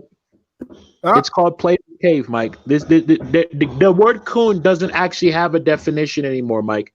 It's just what you throw at a person if you don't like what they're saying. Black people call Kanye West a Kun. Kanye West, the same person who said on national TV that George Bush doesn't like black people. Black people call him a Kun because he told black people the truth. It's black Americans, they're not necessarily worth taking seriously. So don't worry about black Americans. What you have to worry about, though, as a Nigerian, is your reputation amongst other Africans and other races globally. That's what because black Americans, they're not really worth worrying about very much. They won't be here in 50 years. What does matter is everyone else. If Nigerians had issues with just black Americans, then you could just ignore them. But the fact that you have issues with black Americans and Chinese people and Indian people and other Africans, then you do have to start to assess how it is that you as a community are coming off. And also, you have to understand that Nigeria, despite the incompetence of your government, is still the biggest economy in Africa, which means you're very important to the continent. And the fact that it seems almost impossible to get deals done with the Nigerian state, you have to start to, because, for example, the entire ECHO project that was supposed to launch this year, it all sank. Why did it sink? Because for who else? The Nigerians. No. Let me interject. It's safe because it was a bad deal. It's safe because it was a bad deal overall. The only reason that happened is because here's what the French did. They knew that the Nigerians will all talk. So what they did is they hijacked it and they dared the Nigerians to do something about it. Pretty much all the Nigerians really had to do was say, we'll back the currency, we'll take control of the currency, and that's it. Meaning that Nigeria would have had to become the leader of West Africa for real and take on the responsibility of West Africa for real, not just talk about how much bigger their economy was. But when it came down to it, the Nigerians weren't really ready to go ahead and back up all the talk they've been making. See, Nigerians on everything, they're very quick to talk about how big their economy is. They're quick to say how much better they're doing than other West African states and expect special treatment. And a lot of West African states do give Nigeria special treatment because they deserve it. But when it comes down to actually taking responsibility, they don't want to do that because if it falls apart, it's on Nigeria. So what happened is the French knew that. And so they went ahead and said, all right, put up or shut up. What are you going to do? And at the end of the day, the Nigerians are just they weren't willing to go ahead and back up all that talk. And let me tell you something else. Because of this, I'm willing to bet you smart West African leaders, such as the leader of Ghana, will never take, like Nigeria's respect has taken a significant hit on the continent, but especially in ECOWAS, because now everybody knows that Nigeria is all talk. So that's what just happened. I'll tell you real quick, guys. Make sure you hit that like button. Okay, if you come into the chat, like, share, subscribe. Please hit that like button. Like, share, subscribe. Everyone that super chatted, thank you for the super chat. All right, go ahead, Mike. Dinas, I will tell you the tragedy of Nigeria, man. The tragedy of Nigeria. Go ahead. Is the division in Nigeria. Division. The tragedy is the fact that Nigeria does not teach history. You understand what I'm saying? If you go study history of Nigeria right after the independence, Nigeria and Ghana, go study the way Nigeria was developing, how fast Nigeria was rejected to be one of the most, the most powerful. I'm talking about superpower in the next 50 years at that time.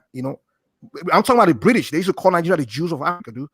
Like Nigeria and Ghana, go study. We had Science Academy in Ghana. I'm talking about nuclear program in Ghana. Kwame Nkrumah time. Go study Nigeria. I'm talking about we had Science Academy where we were started to do this incubation system where they have here in the West, where white people have a academy to put talented children, kids with special brain, put them in the academy and train them. By the time they grew up, they start building new generation of technology. Like that's why you see when they name new technology, they call it new generation. It's because the new kids that just came out of the Science Academy, they want to come up with a new style of design. We had this program, all these things going on in Nigeria back in the 60s before the Civil War. White people, I'm talking about especially, I'm not trying to brag because I'm Yoruba or anything, but I'm talking about we had a man called Obafemi Awolowo, who was one of the premier of the Western region back in Nigeria. This man had an education system that was designed where this teaching, the curriculum will be African-based. You understand what I'm saying? Where our children will be learning our metaphysics. We're learning science based on African knowledge. You know what I'm saying?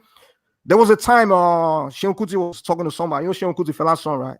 Mm-hmm. And he said 100 years ago, if you go to the village, if you ask anybody, point at a leaf and say, hey, tell me about the leaf. The guy give you about 60 different theories about the leaf. Tell you what the leaf can do, what it can cure, what it can do. But today, you go to Nigeria and point at anything in the environment. Nobody have a clue, except you go deep in the village. Those haven't been westernized. They're the people that know stuff. Today, we got this Western curriculum. They only teach you, stupid shit that we don't even need. Like you get a white man's education, we think we're smart, You know what I'm saying? So after that, during that time, those that were trying to create a future for Nigeria, the Europeans were hunting them down. Awolowo that I just mentioned, the British made sure the guy was jailed. They made sure that this man was jailed. They were against this whole idea of education. They make sure this guy was jailed, sent to prison. Now, Kwame Nkrumah, they had all that stuff going on in Ghana. They went after him. They took him out, So we have a situation where we have a country, and they make sure they create this tribal division among the people. First of all, they created a civil war. The people are still healing. People are so divided. Some group are still angry over what happened to them. And unfortunately, we have a 3 majority. We are supposed to be the leader of everybody else. They're busy holding grief against each other. So that division in Nigeria is what's holding Nigeria back. And Nigeria is holding Africa back. So Nigerian tragedy is pretty much African tragedy. Because like Blue Magic, we have everything we need, dude. It's like most of them are Nigerian colleagues here in America. When I talk to them about Nigeria, it's always, I fuck that. America is better for me, this and that and that. Oh, I'm enjoying myself. I don't want to, that stupid country is ruled by Fulanis and the outside. People are busy talking about stupid shit, dude. Rather than, they're more people are holding grief to the old generation, dude. They're more concerned about their pain rather than thinking about the future. They're thinking about the problem of the leaders, Mike. It's not the leaders. The leaders are only a result of the populace. There is a cultural issue, not just in Nigeria, but amongst a lot of African nations, a lot of Black people globally. There is a cultural issue that is very selfish and self-centered. And these leaders, they come out of that. So they're only a manifestation and representation of the culture and community that they come out of. So like the people tend to get the leaders that they deserve. That's the way it works. So like what we have to understand is you'll hear a lot of Europeans will say stuff like this about Africans. They don't deserve all of that wealth that they have. They don't deserve it. And you'll hear them say it and you'll be like, man, that's some racist shit. Well, here's the reality. Africans don't know what the hell to do with all the wealth that they have. Because you have to think about it. How do you have a nation of 200 million people filled with cheap labor, natural resources, great land, and you can't grow? What that means is you're an idiot. You don't deserve all that wealth because you don't know how to use it. And what happens when you have something valuable and you don't take care of it? You know what happens? Somebody else who does understand the value comes and take it from you. And then when somebody takes it from you, you get mad. Like, oh my God, man, they took my shit. I agree with you. Well, I definitely agree with you. See, we look at things from the surface just like that. Oh, it's easy to say like that. Oh, yeah, that's the reality. That's what's going on. Like, hey, Africans are looking like people that don't know, they don't understand what they have, and they don't know what to do with it, and they're ignorant. And obviously, you can judge a book by the cover. It's easy to do that, you know. So when you look at Africa, you're looking at the cover of a book without actually going deep into. Just like Black America, people will look at Black America and just say, look at these people. No, Black America, no, they're a lost cause. There's no. You can say it's easy to look at them and say, oh, they're lost cause. I see. You can just easily. If Black America still exists in 50 years, I don't disagree with you, but that's the point I'm trying to make. But you can easily just look at them and say, I don't like these people. They just look at them. But if you go deep into the history, understand like this. Listen. If you start to look at that, listen, I was someone that used to just look at them and just, but when you go look at, study the history, study deep enough, you understand that, hey, there was some things that are, you know, like some system that's in place and things, for example, in the community. And one thing I always hate about Black American leaders when they come out to speak, they don't study their people. I don't think they study their people. Currently, as you and I are speaking, if there's a system in place where they make sure every Black community in America is infested with drugs. And no single Black American talk about it. Mike, you know what I'm saying? I understand what you're saying, but I'm going to my point about Africa. The same thing in Africa is this. Like, see, listen, when you study warfare, if you go read a book white people wrote about warfare, you say, listen, man, how to get the enemy, look for the center of gravity. And if you can collapse the center of gravity, you've taken the enemy out. You understand what I'm saying? So one thing the Black race haven't realized is that, listen, man, we're at war. We don't know that. We are the only people. It's our case is a miracle, Dinas, because we are the only people that we're at war, but we don't know we're at war. We are the rest of people that don't know that some people are trying to take us out. In fact, the people that are really trying to take us out, majority of our people see them as friends, best friend. Most Black, most African Europeans are their best friend. So that's the thing. We don't know what's going on. Because we don't study. Most of us don't like to study. We don't like to read. We don't like to take time. We are just reactive. People just like to react. Mike, whose fault is that, Mike? But Mike, we don't. Whose fault? Lou, real quick, Mike, real quick. Let Information Man show. Go ahead. Information Man show. Go ahead, brother. You there? Unmute yourself. Hold on. Can you all hear me? Go ahead. All right, yeah. I had to fix something. My other mic is tripping with me. Well, first of all, let me just say peace to everybody that's on the panel. I heard some things that your guest has on, Brother Dinas, Brother Major, and he made statements about Black people in America disappearing in 50 years. And some sort of things about don't worry about African Americans, worry about how the global world sees you. And I take exception to that type of that kind of statement because when you talk about the term coon, you have to understand the African brother here that you have on the panel. Of course, he doesn't understand what it is because it's a term that is based here with black people in America and the struggle and the things that we have gone through historically. And when you use the term coon, you're talking about black people who initially will sell you out. I've been on jobs where you've had black men, black women sell you out on jobs. I would consider them. White people do the same thing. All racial people do the same thing. Let me finish what I'm saying. Brother, you talking to a black man in America. I know what white folks do. I'm 50 years old. I've been dealing with. Let me finish what I'm saying. I'm not going to get in a back and forth argument. You're talking to a man who's 50 years old. I don't need anybody to tell me about what white folks do to black folks. I've been dealing with it all my life. I'm not talking about white folks. Don't try to change the narrative. What I said. I'm talking about. What did I just say? I'm talking about as how we see each other as black people in the diaspora. I'm telling you, it's a back and forth relationship. Black people in America, we carry negative statements, negative thoughts about black folks in the continent of Africa because of our own cultural conditioning and the way we see the continent in America and how they culturally condition us with those Tarzan movies. You have, and on the other side, you have African brothers and sisters that do come to America. And guess what?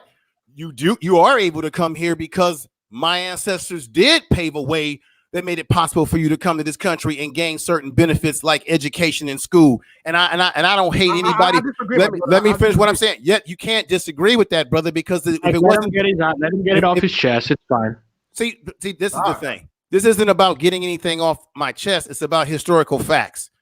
Before you had people coming from other countries that didn't get here until maybe the mid 60s, black people were putting up a big fight in this country, just like African brothers and sisters and those in the Caribbean have been fighting against the British for your reparations as well. So black people in this country put up a battle and a fight to allow us access to these universities and various schools and what have you. So you can't make the argument that we didn't somehow help open the door for African brothers and sisters to be able to come into this country and gain certain benefits. When you talk about equal access to education and jobs, that is by way of the civil rights movement, which allows other groups of people and other race of people who come here to benefit from a civil rights movement that was primarily had a lineage in black people in America. So what I'm saying to you is, I'm not begrudging you for coming over here and benefiting from that, but that's a historical fact based on what we had to pay the way. Like if I was to go to the continent of Africa, to a country in Africa, I would not in any kind of way say anything negative about my brothers and sisters over there who might have paved the way for me in some kind of way to get some kind of benefit if I come into that country, because I wasn't involved in that history. So I would never disrespect them, just like I wouldn't say that brothers and sisters in South Africa don't deserve the right to demand the land that was stolen from them. I'm not going to say they don't deserve that. All I'm saying is both brothers in the diaspora in Africa and both brothers here in America, we both hate on each other. I've been on jobs with my brothers and sisters that have hated on me. And we also do the same thing. It's called projection, counter transference. I work in psychology, and it's a thing called counter transference. And we have learned to hate one another and to marginalize, underestimate, and undervalue each other. That's the reason why, to me, it's so easy for Brother Major to make the statement, and it's just my opinion, to say, forget about African Americans. They don't matter anyway. What you're doing is you're feeding into the narrative of us hating one another and devaluing each other. I have no hate towards my brothers in the continent. But there is an issue that we do have with each other that's unfortunate that we're going to have to work through. But in terms of black people disappearing in America, what about those black people that are doing well economically and got their shit together? They're not going to disappear. The black people that you're talking about are those that are low on the social economic, who don't have who don't have skills, who don't have education, who don't have independence economically, that are dying and dire stray in some of these urban environments. They're definitely going to be disappearing because they're already what do you call that, when they're already gentrifying us out of certain communities that we once dominated. So black people are being hit hard in this country You're absolutely right about that. But let me just make this other statement, and I'll be quiet. Hear what you all have to say. When you tell the brother that, well, worry about how other people see you globally. Yes, we have to have a global mentality. But guess what? Globally, people don't love black people in America or even brothers in the continent of Africa. They don't love us. They don't love black people, period. Globally, they don't. What they do love is being able to use us, just like the Chinese going into China. They love using our resources, using us for entertainment and having us work for them. But globally, these other groups of people in the world, they don't love black people. They don't love us. That doesn't mean that you don't fight hard and you get up every day and you don't work hard, despite those that may hate on you. But this notion that the world loves us, that is not historically true. I don't think it's about love. I think it's more about respect. I think they don't respect us. I don't think it's more they don't love us. And no one loves anyone. I don't think white and Chinese people love each other either. I just think they may respect each other because they see each other as the people that are doing great things. But let me get a word in edgewise, please, because there were certain comments of mine that was directly not attacked, but referred to. So let me go ahead and say this. First of all, I never said that people love black people throughout the world. As a matter of fact, I said the opposite. But nobody loves other racial groups throughout the world. It's an issue of respect. Exactly. And the way people respect you is based off of what you build. So let me explain this to you. Information, man. Chinese people just 30 years ago, so that's within your lifetime, were seen as a laughing stock. They had all these, they were seen as a joke. They had all these little things about, oh, Chinese girls are sexy. And they had all these cartoons making fun of Chinese people. Chinese people were a joke because they were poor. They had nothing. But then Chinese people, they built, rather than worshiping white people and looking for a job to go work for a white man, they built their own companies. Mm-hmm. Now, we may not like the way they built their companies. We could say they cheated. We could say whatever we want. But what we can't say is that they don't own their own shit, right? Mm-hmm. When you own your own shit, then people have to respect you. Right. I agree with that. But here's the thing about black people, especially black people in America. And this is why black people in America, you mentioned, for example, the rich black people. Well, here's the thing about rich black people.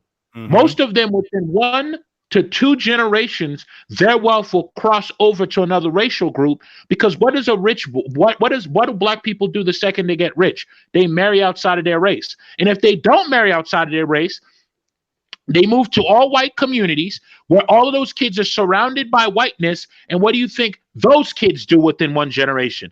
They marry a white person because that's what they know. So all that wealth just ends up cycling right back to the dominant society. And then the poor blacks spend all their time begging people for something, begging white people to give them reparations, begging for this. Well, wait a minute. Reparations is not begging. Reparations is to be due. And you're never going to get reparations. Get over reparations. You're never, sir. Don't tell me to get over anything. If black people when they were in slavery in this country would have had the attitude that we're never not going to be slaves, that we're going to be on plantations, that we're going to be. Well, let me finish what I'm saying here. If black people would have had freedom, right? If black people would have had. Let me just say this. If black people would have had a defeatist attitude that we're always going to be slaves, so ain't no sense of protest, ain't no sense of standing up, ain't no sense of escaping from the let me finish. There ain't no sense of escaping from the plantation. If black people would have had a don't do nothing attitude, we would still in the year 2020 be on a damn plantation in slavery. So that attitude that you ain't never going to this and you ain't never going to get that. Yeah, you ain't if you don't do anything. That's all I'm saying. Information man. Yes, sir. No.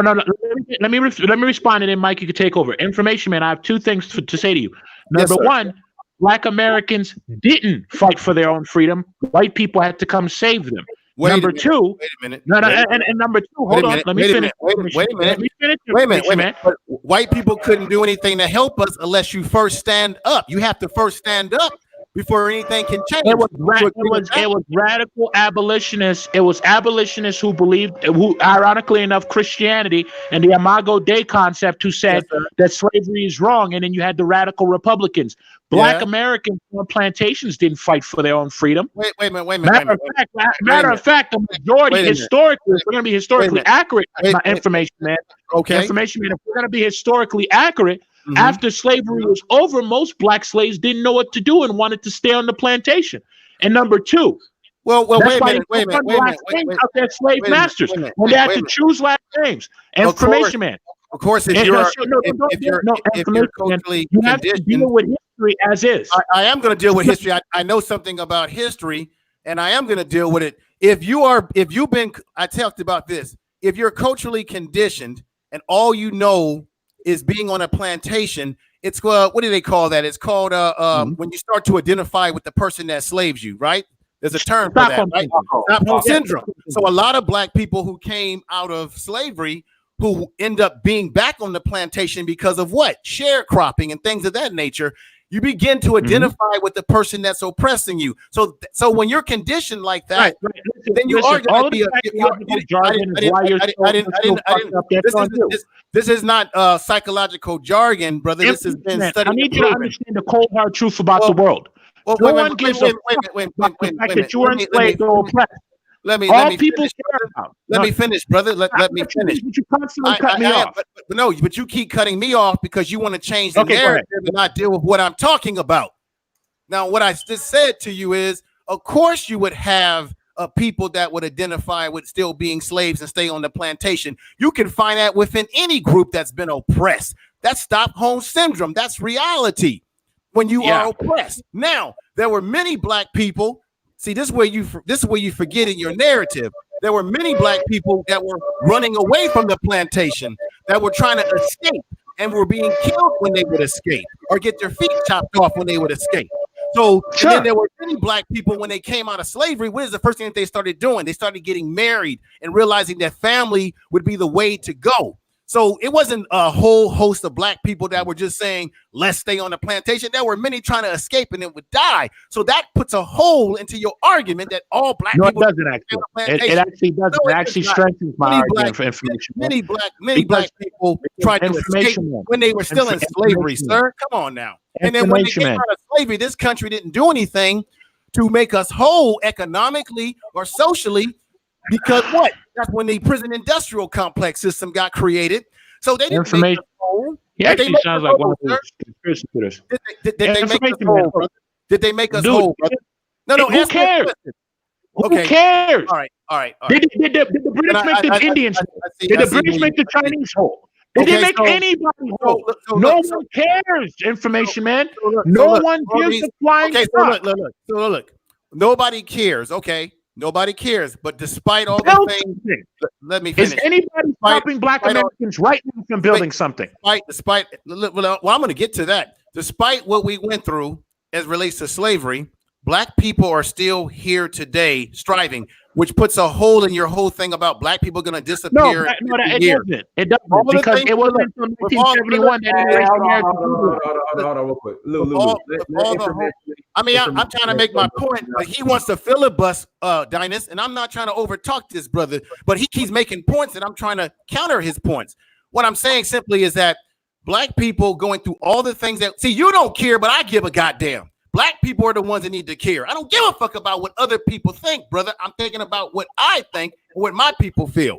With all the things that we've gone through historically, black people are still here. Even if some of us are living poor, rich, middle class, black people come in different classes, shapes, and ideologies, such as we have two different opposing ideologies, okay? Black people are still here. We are survivors. So my point in my argument to you is when you said, well, who cares about black Americans? They're going to disappear. I take exception to that because we are a surviving race of people, even if we are involved in ratchet stuff over here or over there. Now, yes, there are black people that are not doing the things that they need to do, brother, to improve themselves. I just said that. Now, but there are black people out here that are doing things and are not letting racism and slavery hold them back. You're looking at one on this panel today who, despite all the history and the things that I've gone through personally in my life, I still wake up every day and strive and take care of my child and do the things I have to do. See, black people, we can chew gum, we can ride a bike, we can do a variety of things. So we can touch on being a businessman, a businesswoman, connecting with the continent, and we can also identify with the things that are happening to us here in America historically and deal with that. When you say, well, stop begging for reparations, reparations is not a beg, that is due us. And in the point that I made before is that if black people took the attitude that we're slaves and we're always going to be slaves, so let's not stand up and fight, we would be in that predicament today. Now you talk about you talk about white folks and Christianity. We know that Christianity was used to indoctrinate black people. Of course, there were white people that assisted in certain things like Underground Railroad, brother. I understand that.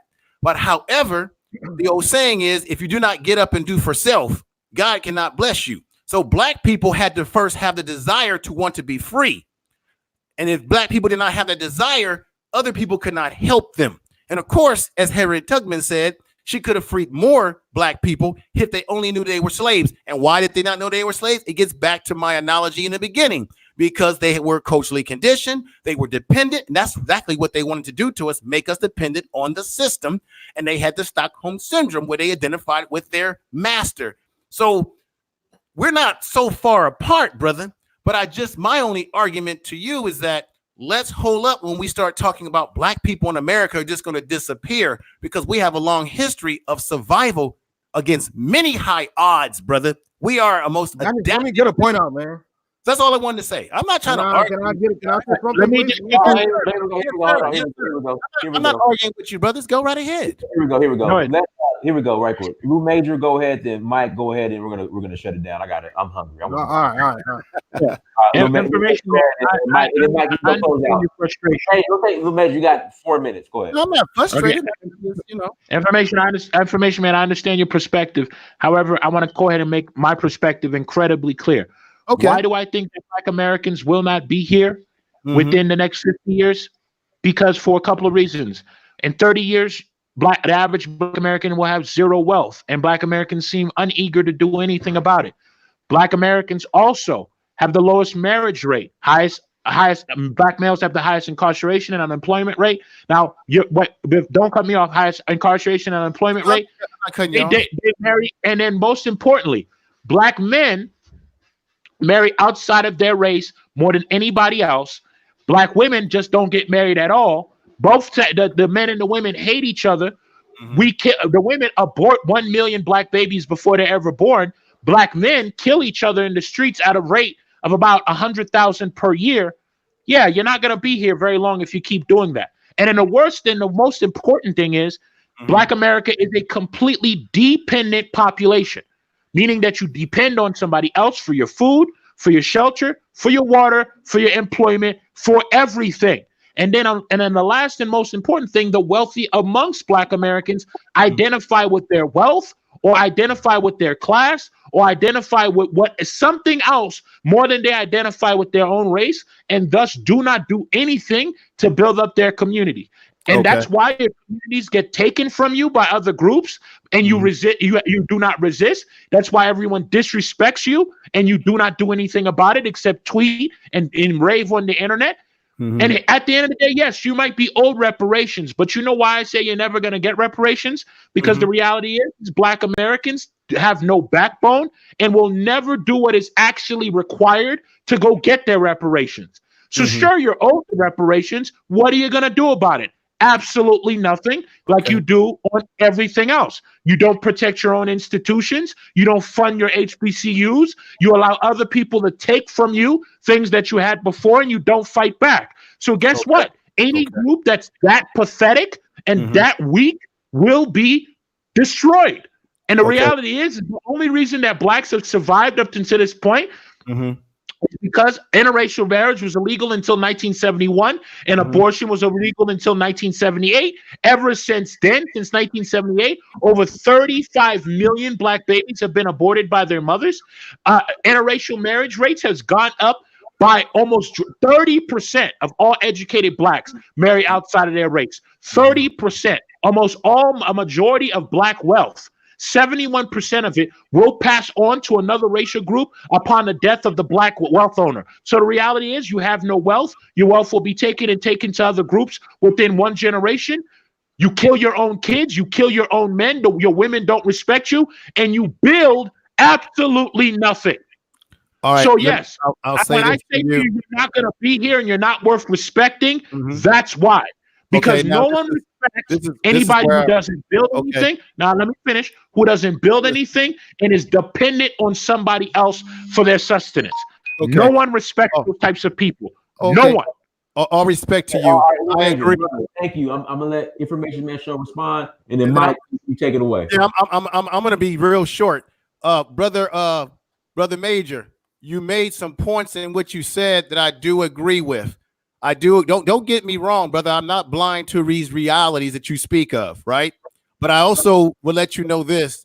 I have done a video with statistics on my channel that shows that black women and black men do marry each other more than the largest society promotes, and they're actually there's actually a lot more black men in college than we think are actually in this thing called mass incarceration. And I know something about incarceration, brother, because I deal with guys in mental health in the prison system in California directly with gangs and everything like that. So I agree with you. If we do not get our shit together economically going forward, we are going to be in a lot of trouble. However, I would say this to you. I would say this right here.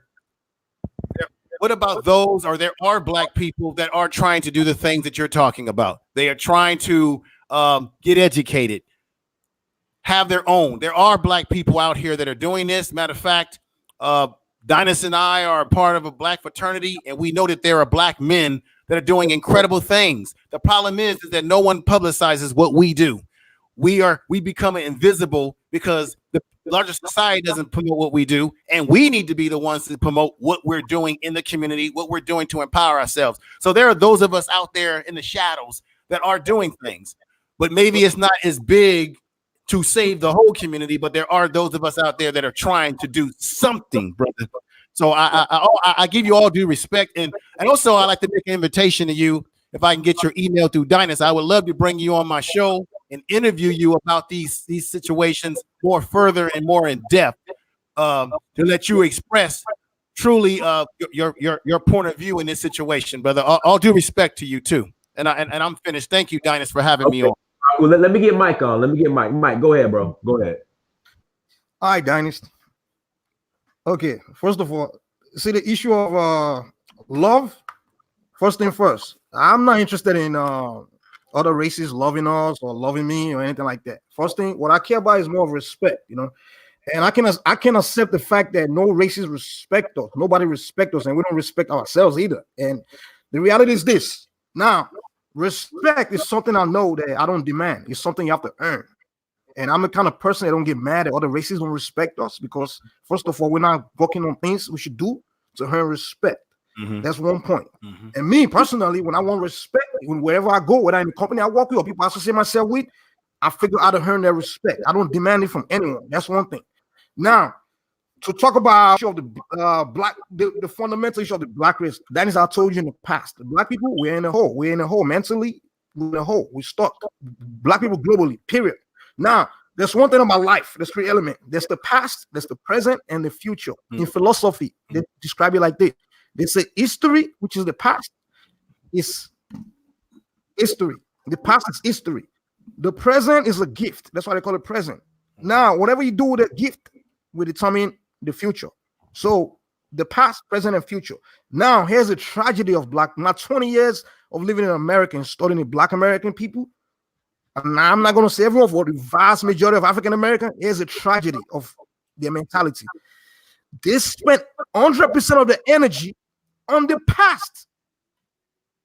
When I sit down with an African American, they don't look at the present and say, hey, this is what the present is. What can I do? You can't do nothing about the past. It's gone. What can I do with the present to create a good future for the next generation? They don't do that. That's why 20 years ago, I saw 18-year-old crackheads in the black community in the neighborhood I used to live. The same neighborhood I go there, I see other 18-year-old crackhead, which means 20 years ago, the 18-year-old crackhead is there today was not even born. So nobody did anything to make sure their future of the 18-year-old today that's a crackhead don't become a crackhead. Nobody gives a shit. All Black Americans spend all the energy doing is racism. Oh, these Nigerians, these Africans, they think they're better than us. They're looking down on us. They look at them. And another point is brother made earlier that pissed me off. When you start saying things like, without you, Nigerians won't be in America or won't be successful. First of all, let me educate you about immigration. American government immigration. Brother, you can't educate me about immigration, brother. I've been living here all my life. I'm a child of integration. What are you talking about? Let me finish. Well, you're making a lot of general statements. First of all, you're talking about Black Americans are not doing anything with their kids. I work with you, brother. What are you talking about? Let me finish. Go ahead, Mike. Because I get approached by people, all Black Americans, just coming at me with some stupid shit like, hey, without me, you won't be here. You ain't shit without us. Come on, immigration battle. Let me educate this man about immigration. American government are bringing Africans here because they love Africans. Oh, Mike, I gotta cut you off. Are you familiar with the African exclusion measure? Dinus, let me get my point, man. You can no. But you're when it comes. I don't think white man. The bottom line is I don't think white man is bringing Nigerians here because they love Nigerians. They're bringing us here to use us. They're looking for human resources. First, United States of America does not have cannot produce enough human capital because its own people, its own children. Then, if you go to top universities, most of the kids, majority of them, they're studying the toughest courses like engineering, physics, all those kind of things. They're immigrants, man. The American children become spoiled, and Americans know that. That's why they go look for immigrants in other places to bring them here to use them. They're using us. We're producing more for American. We're immigrants. We're doing more for American society than Americans doing for us. I've been in America. I pay so much taxes every year, and these taxes, they're using it to help people. Usually, most of it, give some people welfare, So for somebody to be coming at me, telling me, I'm here to take something from somebody, I'm taking from you, I'm taking from that. Without Black American Nigerians. No, I'm not saying that. I hear Yvette Cornell and all these useless people saying that shit all the time, and that shit is so annoying, dude. I'm not saying I don't respect Black American history. I'm not saying that, Mike, but you do have to understand African Americans did play a major role in America passing laws that would allow. But those Black people don't exist anymore, Dinus. We have to talk about the Black people that exist today, and those Black people. We have to be honest. And they're not. I'm reacting. That's not Black American. That's not what I said. What did I just say when I opened up? I said that we have to repair. We need to repair the relationship between Black people in America and our brothers and sisters in the continent. I did. Let me finish. I did open up saying that there's a cultural conditioning, and they have been pitting us against each other. But I did not say. I did not say.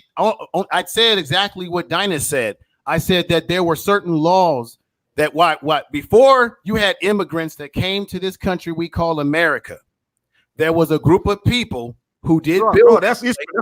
Let's talk about present. I'm not interested in long history. Not right. This is what I'm saying. They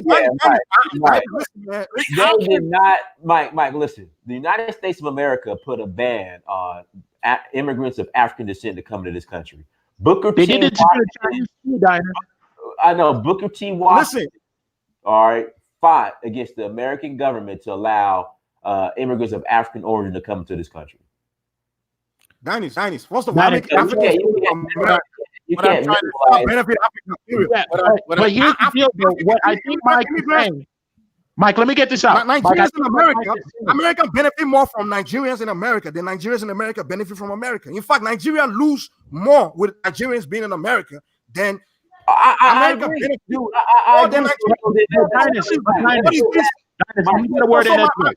My point is this: what is this attitude of are we doing for you?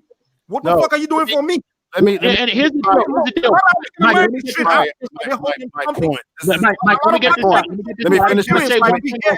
Let me finish my point. It gets back to the point that I was trying to make. I don't hold you shit. This is the point that I was trying to make. I didn't say that It isn't about what you owe us. Yeah, And see, the very things that you're saying, brother, right now is the reason why there is a problem between us, because you have this view of us. Let me finish. I'm not trying to put you down, but I'm telling you, there's a bigger reason to this.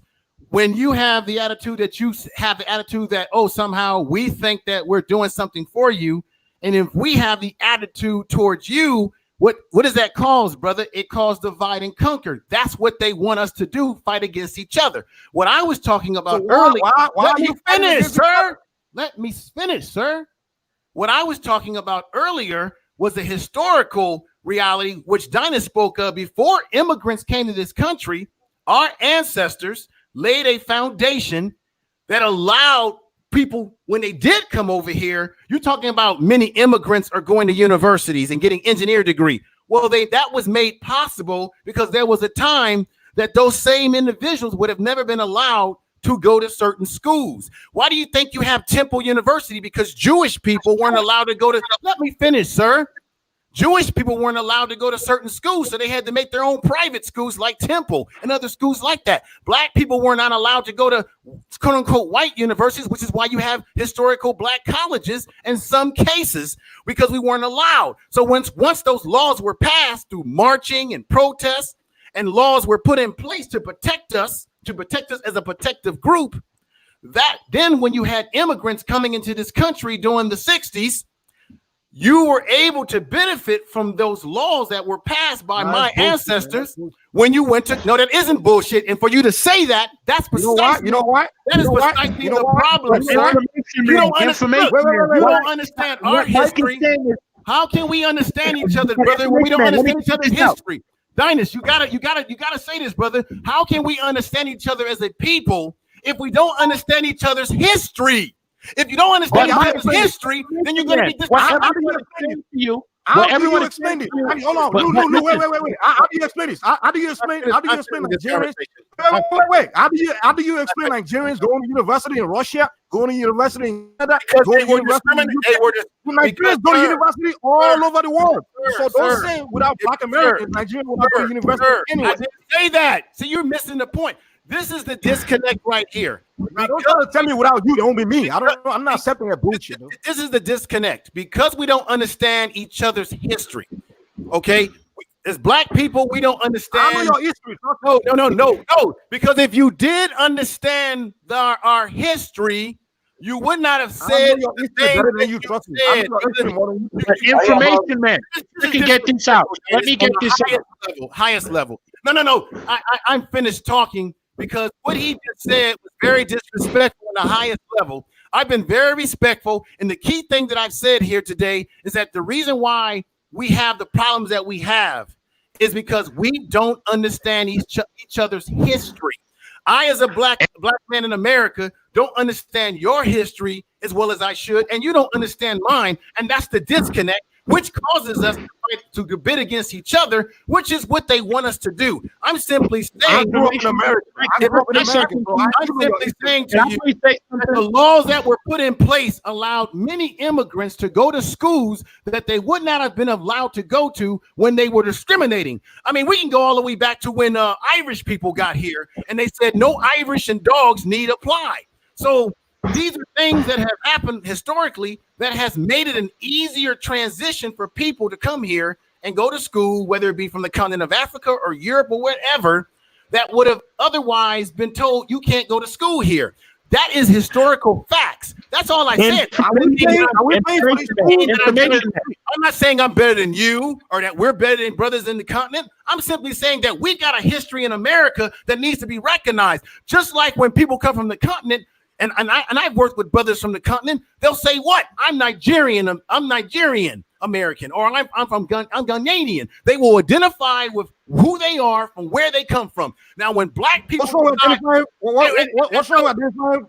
And that's my point. Nothing wrong with that. But when Black people want to identify with our culture, our history in America, and maybe call ourselves ADOS, no, everybody's got a problem with that. Okay, but you know what? Can I get a word in here? Can I get a word?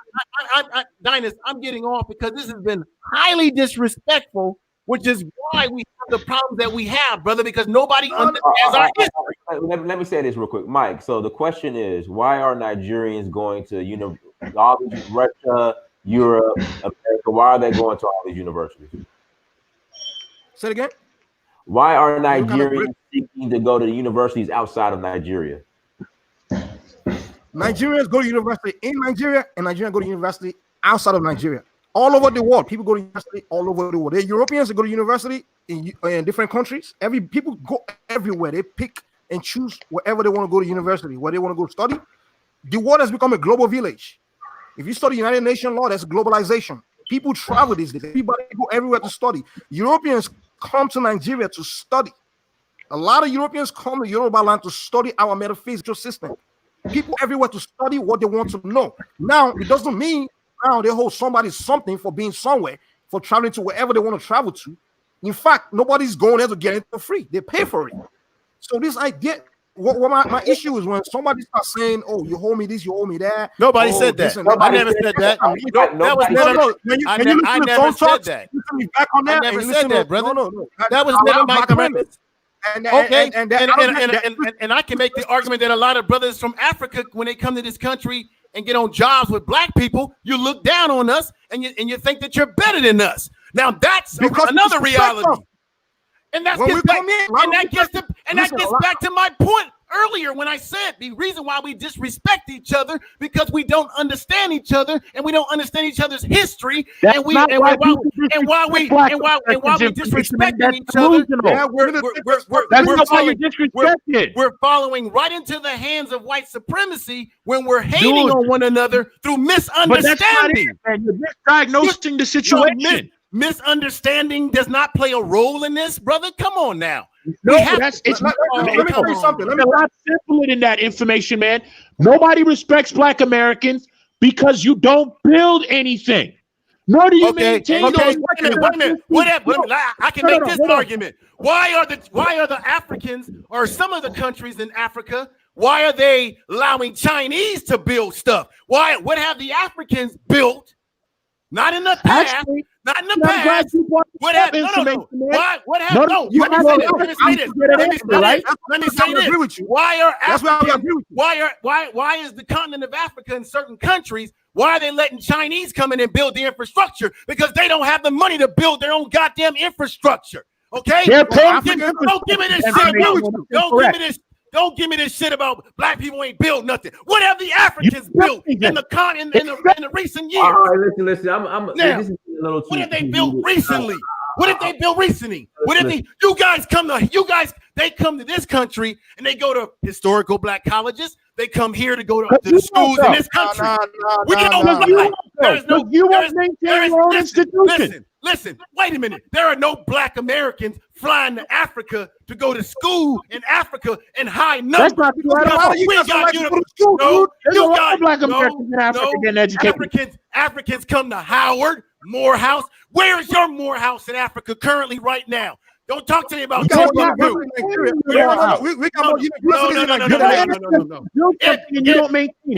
If we ain't got nothing, then stop going to our schools. Stop going to Howard. Stop going to Morehouse. Stop going to our schools. Most of these schools if y'all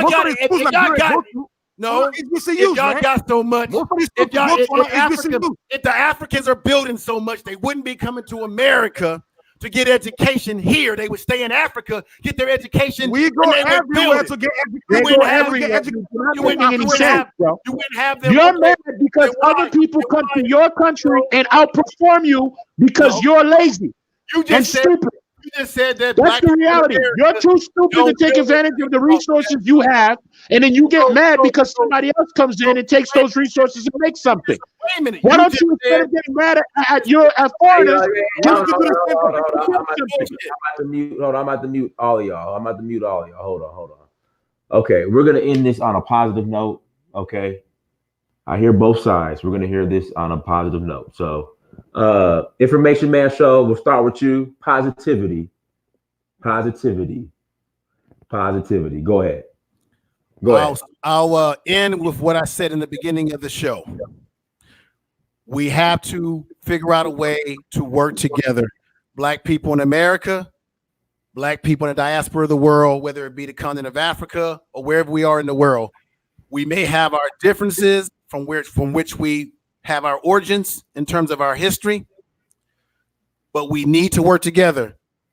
This whole thing about what we have built, let's try to see if we can build something together. And that starts with trying to understand each other and realizing that there are bigger forces that want us to be divided in the way we were somewhat on here today. When I came on a little bit, in some ways, we were divided on these things.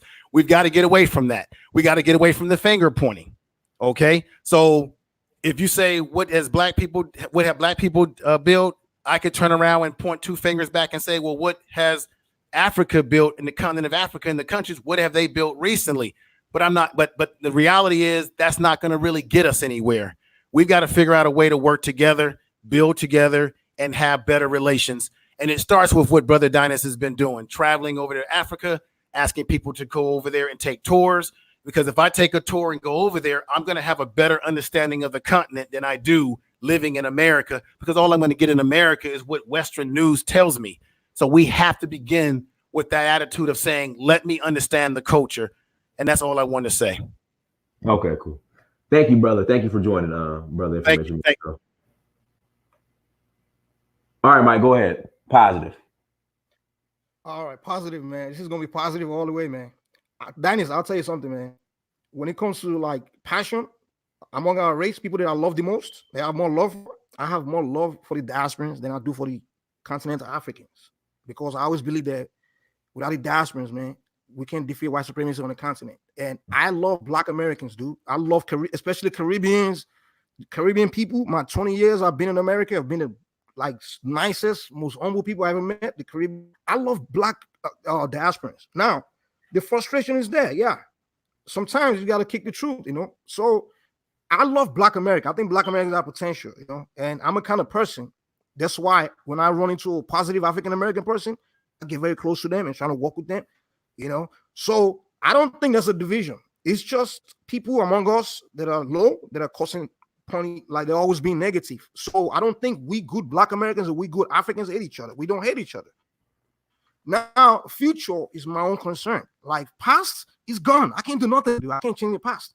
You know, I'm a kind of person, I don't know about things of the past and things like that. I think the Black race, what we need to start discussing more is what's in front of us right now, and actions that we take right now will determine the bright future for our children here in America and on the continent and globally.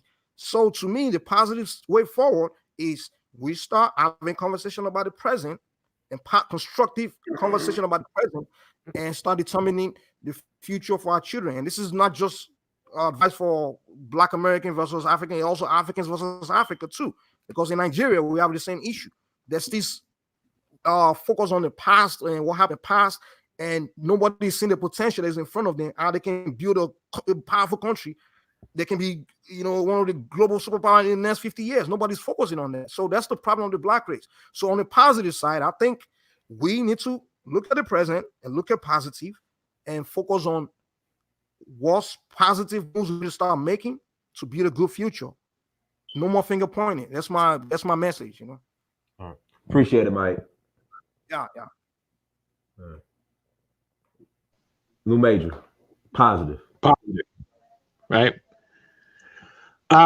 So I think for me, my entire position, and it is positive, it is this, that there is nothing that is stopping Black Americans and Nigerians, since Nigerians is the topic here, or Black people anywhere, from building our own table. Tyler Perry said it best. You guys can go ahead and spend all your time fighting for a seat at the table. I'm going to be over here and build my own table. And when he said that, people thought he was joking. Then he goes and he builds a 300 acre studio, the largest studio in America. And what happened soon after that? His own people started tearing him down. But what we as a people, what I think the positive thing, the good news is, yes, there was a lot of stuff that happened to Black Americans and Africans in the past that were brutal and unfair and fucked up. The reality is the positive thing is that we know the game now. We understand the reality about white people. We understand the reality about the power game. And there is absolutely nothing that is stopping us from building our own shit. You know, Black Americans, if those blacks who want to stay in America, who seem to be have an affinity for America, there's nothing stopping Black Americans from pooling their money together and buying up all that cheap uninhabited land throughout California, Nevada, Texas, Wyoming, North and South Dakota, Alaska, and building your own towns, cities, and communities where you own everything, where you elect the officials. Nothing is stopping Black Americans from doing that right now.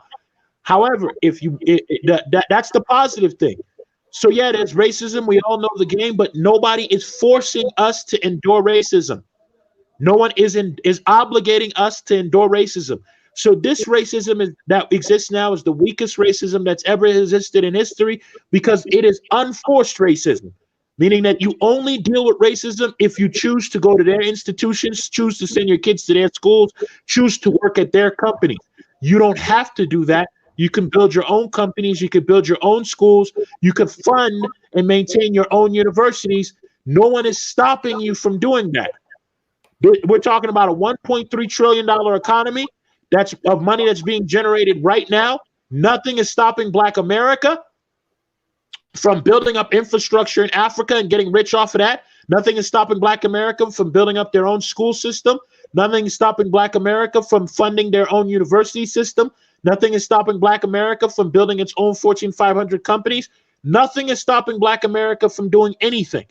The only thing that's stopping Black America is Black Americans themselves and their unwillingness to go through the hell that would be required to build a lasting institution. And the only thing that's stopping Black Americans is Black Americans' current unwillingness to fund and maintain the institutions that their ancestors, who are some real motherfuckers, by the way, built. So the reality is the positive thing is the world is your oyster. The future that comes for Black America is completely determined by Black America. They have to make the choice to go ahead and secure that future, which they seem to not be doing. As for Africans and Nigerians in particular, it's the same thing. Nigerians are either going to get past these ridiculous tribal histories and start looking at building a great Nigeria, a great Africa, or they'll keep fighting amongst themselves and they'll destroy it. And then white people will come in and take their oil, take their gold, take their diamonds, take their land, and completely pick the bone clean off of the nations because the people are too stupid to come together and do it themselves. And then in that case, if Nigeria gets invaded again, no one will feel sorry for Nigeria. No one will care, because it will be your own stupidity that will cause you to have gotten robbed. It will not be because somebody else did something to you or came in with guns and took it from you. It will simply be because you were so busy fighting amongst yourselves that you couldn't keep your government accountable, and you couldn't manage your own resources, and you couldn't step up and lead when everybody else is asking you to do so. And so in this particular situation, the positive of this is your future is 100% in your hands. Nigeria, Black America, Africa, it's in our hands. We own our tomorrow. That, you know, for 250 years, in the case of Black Americans, when they were slaves, they didn't own their tomorrow. For 70 years, in the case when most Africa was colonized, they didn't own their tomorrow. But for the first time in a long time, we completely own our tomorrow, and we have choices. And we're either going to take those choices and build something, or we could shut the fuck up and disappear. But how history will look at Black people as a whole is not going to be because of the enslavement. It's not going to be because of the oppression. It is going to be because of what Blacks do today, right now. How history will judge us will be determined by the decisions that we make today. If we don't get our shit together, we will not be here. You yourself said it, Dynas. Black America has no future. And they have no future because they have made it very clear that they don't want to build anything. In America. Maybe there will be a select few, but as a whole in America, no. Right. But remember, the only reason they don't have a future is because they have made a very clear decision that they don't want to build anything. But that doesn't have to be the fate of the rest of the Black world. A lot of people say, well, the Chinese are building the infrastructure. But remember, it is the Africans that are making the financial investment and taking the risk to take those loans to get that infrastructure built so that they can possibly have a better future. So at the very least, they're trying to build something. They're building their universities, they're building their hospitals, they're building up their cities, they're building their power grids. At the very least, they're building something, and it's going to be up to the next generation to move it forward. So, and in that sense, Africans have a future. Black Americans, they do not. But But in the end, the way history will judge it will not be because of oppression of Black America. It will be that history will judge Black Americans as stupid people who spent all their time killing each other and aborting their kids, then maintaining their universities and building infrastructure in their communities. As for Africa, their future is going to be determined completely if they continue on the course of the deals that they make with the Chinese and how they choose to continue to look at the Europeans. If the French-speaking nations will go down in history as pathetic states who allowed themselves to continue to be bullied by an old oppressor who doesn't have the power to even bully them anymore. As for the English-speaking states, their future is a little bit brighter. And how history is going to judge them is based off of what they do, not what somebody else does. And so that's a positive thing in and of itself, because we own our tomorrow. That's a big deal. To own your tomorrow is a big deal. That means anything that happens, our future, the future that we leave behind for our children and our children's children, is determined by us. And I don't know what could be more positive than that. Okay. Lou Major, appreciate you coming on, brother. With that being said, guys, we are checking out. Like, share, and subscribe. Lou, we're going to do another show, and you will discuss Haiti, because a lot of people are questioning your role in Haiti. So that's another show. Huh? My role in Haiti? I don't get it. What I mean is, you're very critical against Black Americans, but you really don't speak on Haiti that much. So we're gonna have a special show. When would you like to do that show? I'd be happy to do that. As a matter of fact, I'll even take on do a Q&A, and anybody could ask anything they'd like. Because people are critical, but what people will never do is debate my facts. People don't like the reality of things. Well, you could just go change it. Go build something. Right? Nobody's stopping you. Go build something. Put your money together and go build something. Lou, let's do it Wednesday evening. Send me an email. We'll do it. We'll even have a Q&A. Yeah, we'll have a Q&A. Ask Lou Major anything you want to. All right, you guys. Until next time, family. Donnie Samir, search for Huru. Like, share, subscribe. Go to DonnieSamir.com. Tours to Nigeria, March, August. Collaboration with Blacksit in Sierra Leone. It's in December. Again, send me an email. Go to DonnieSamir.com or Huru and search for Huru.com. Peace.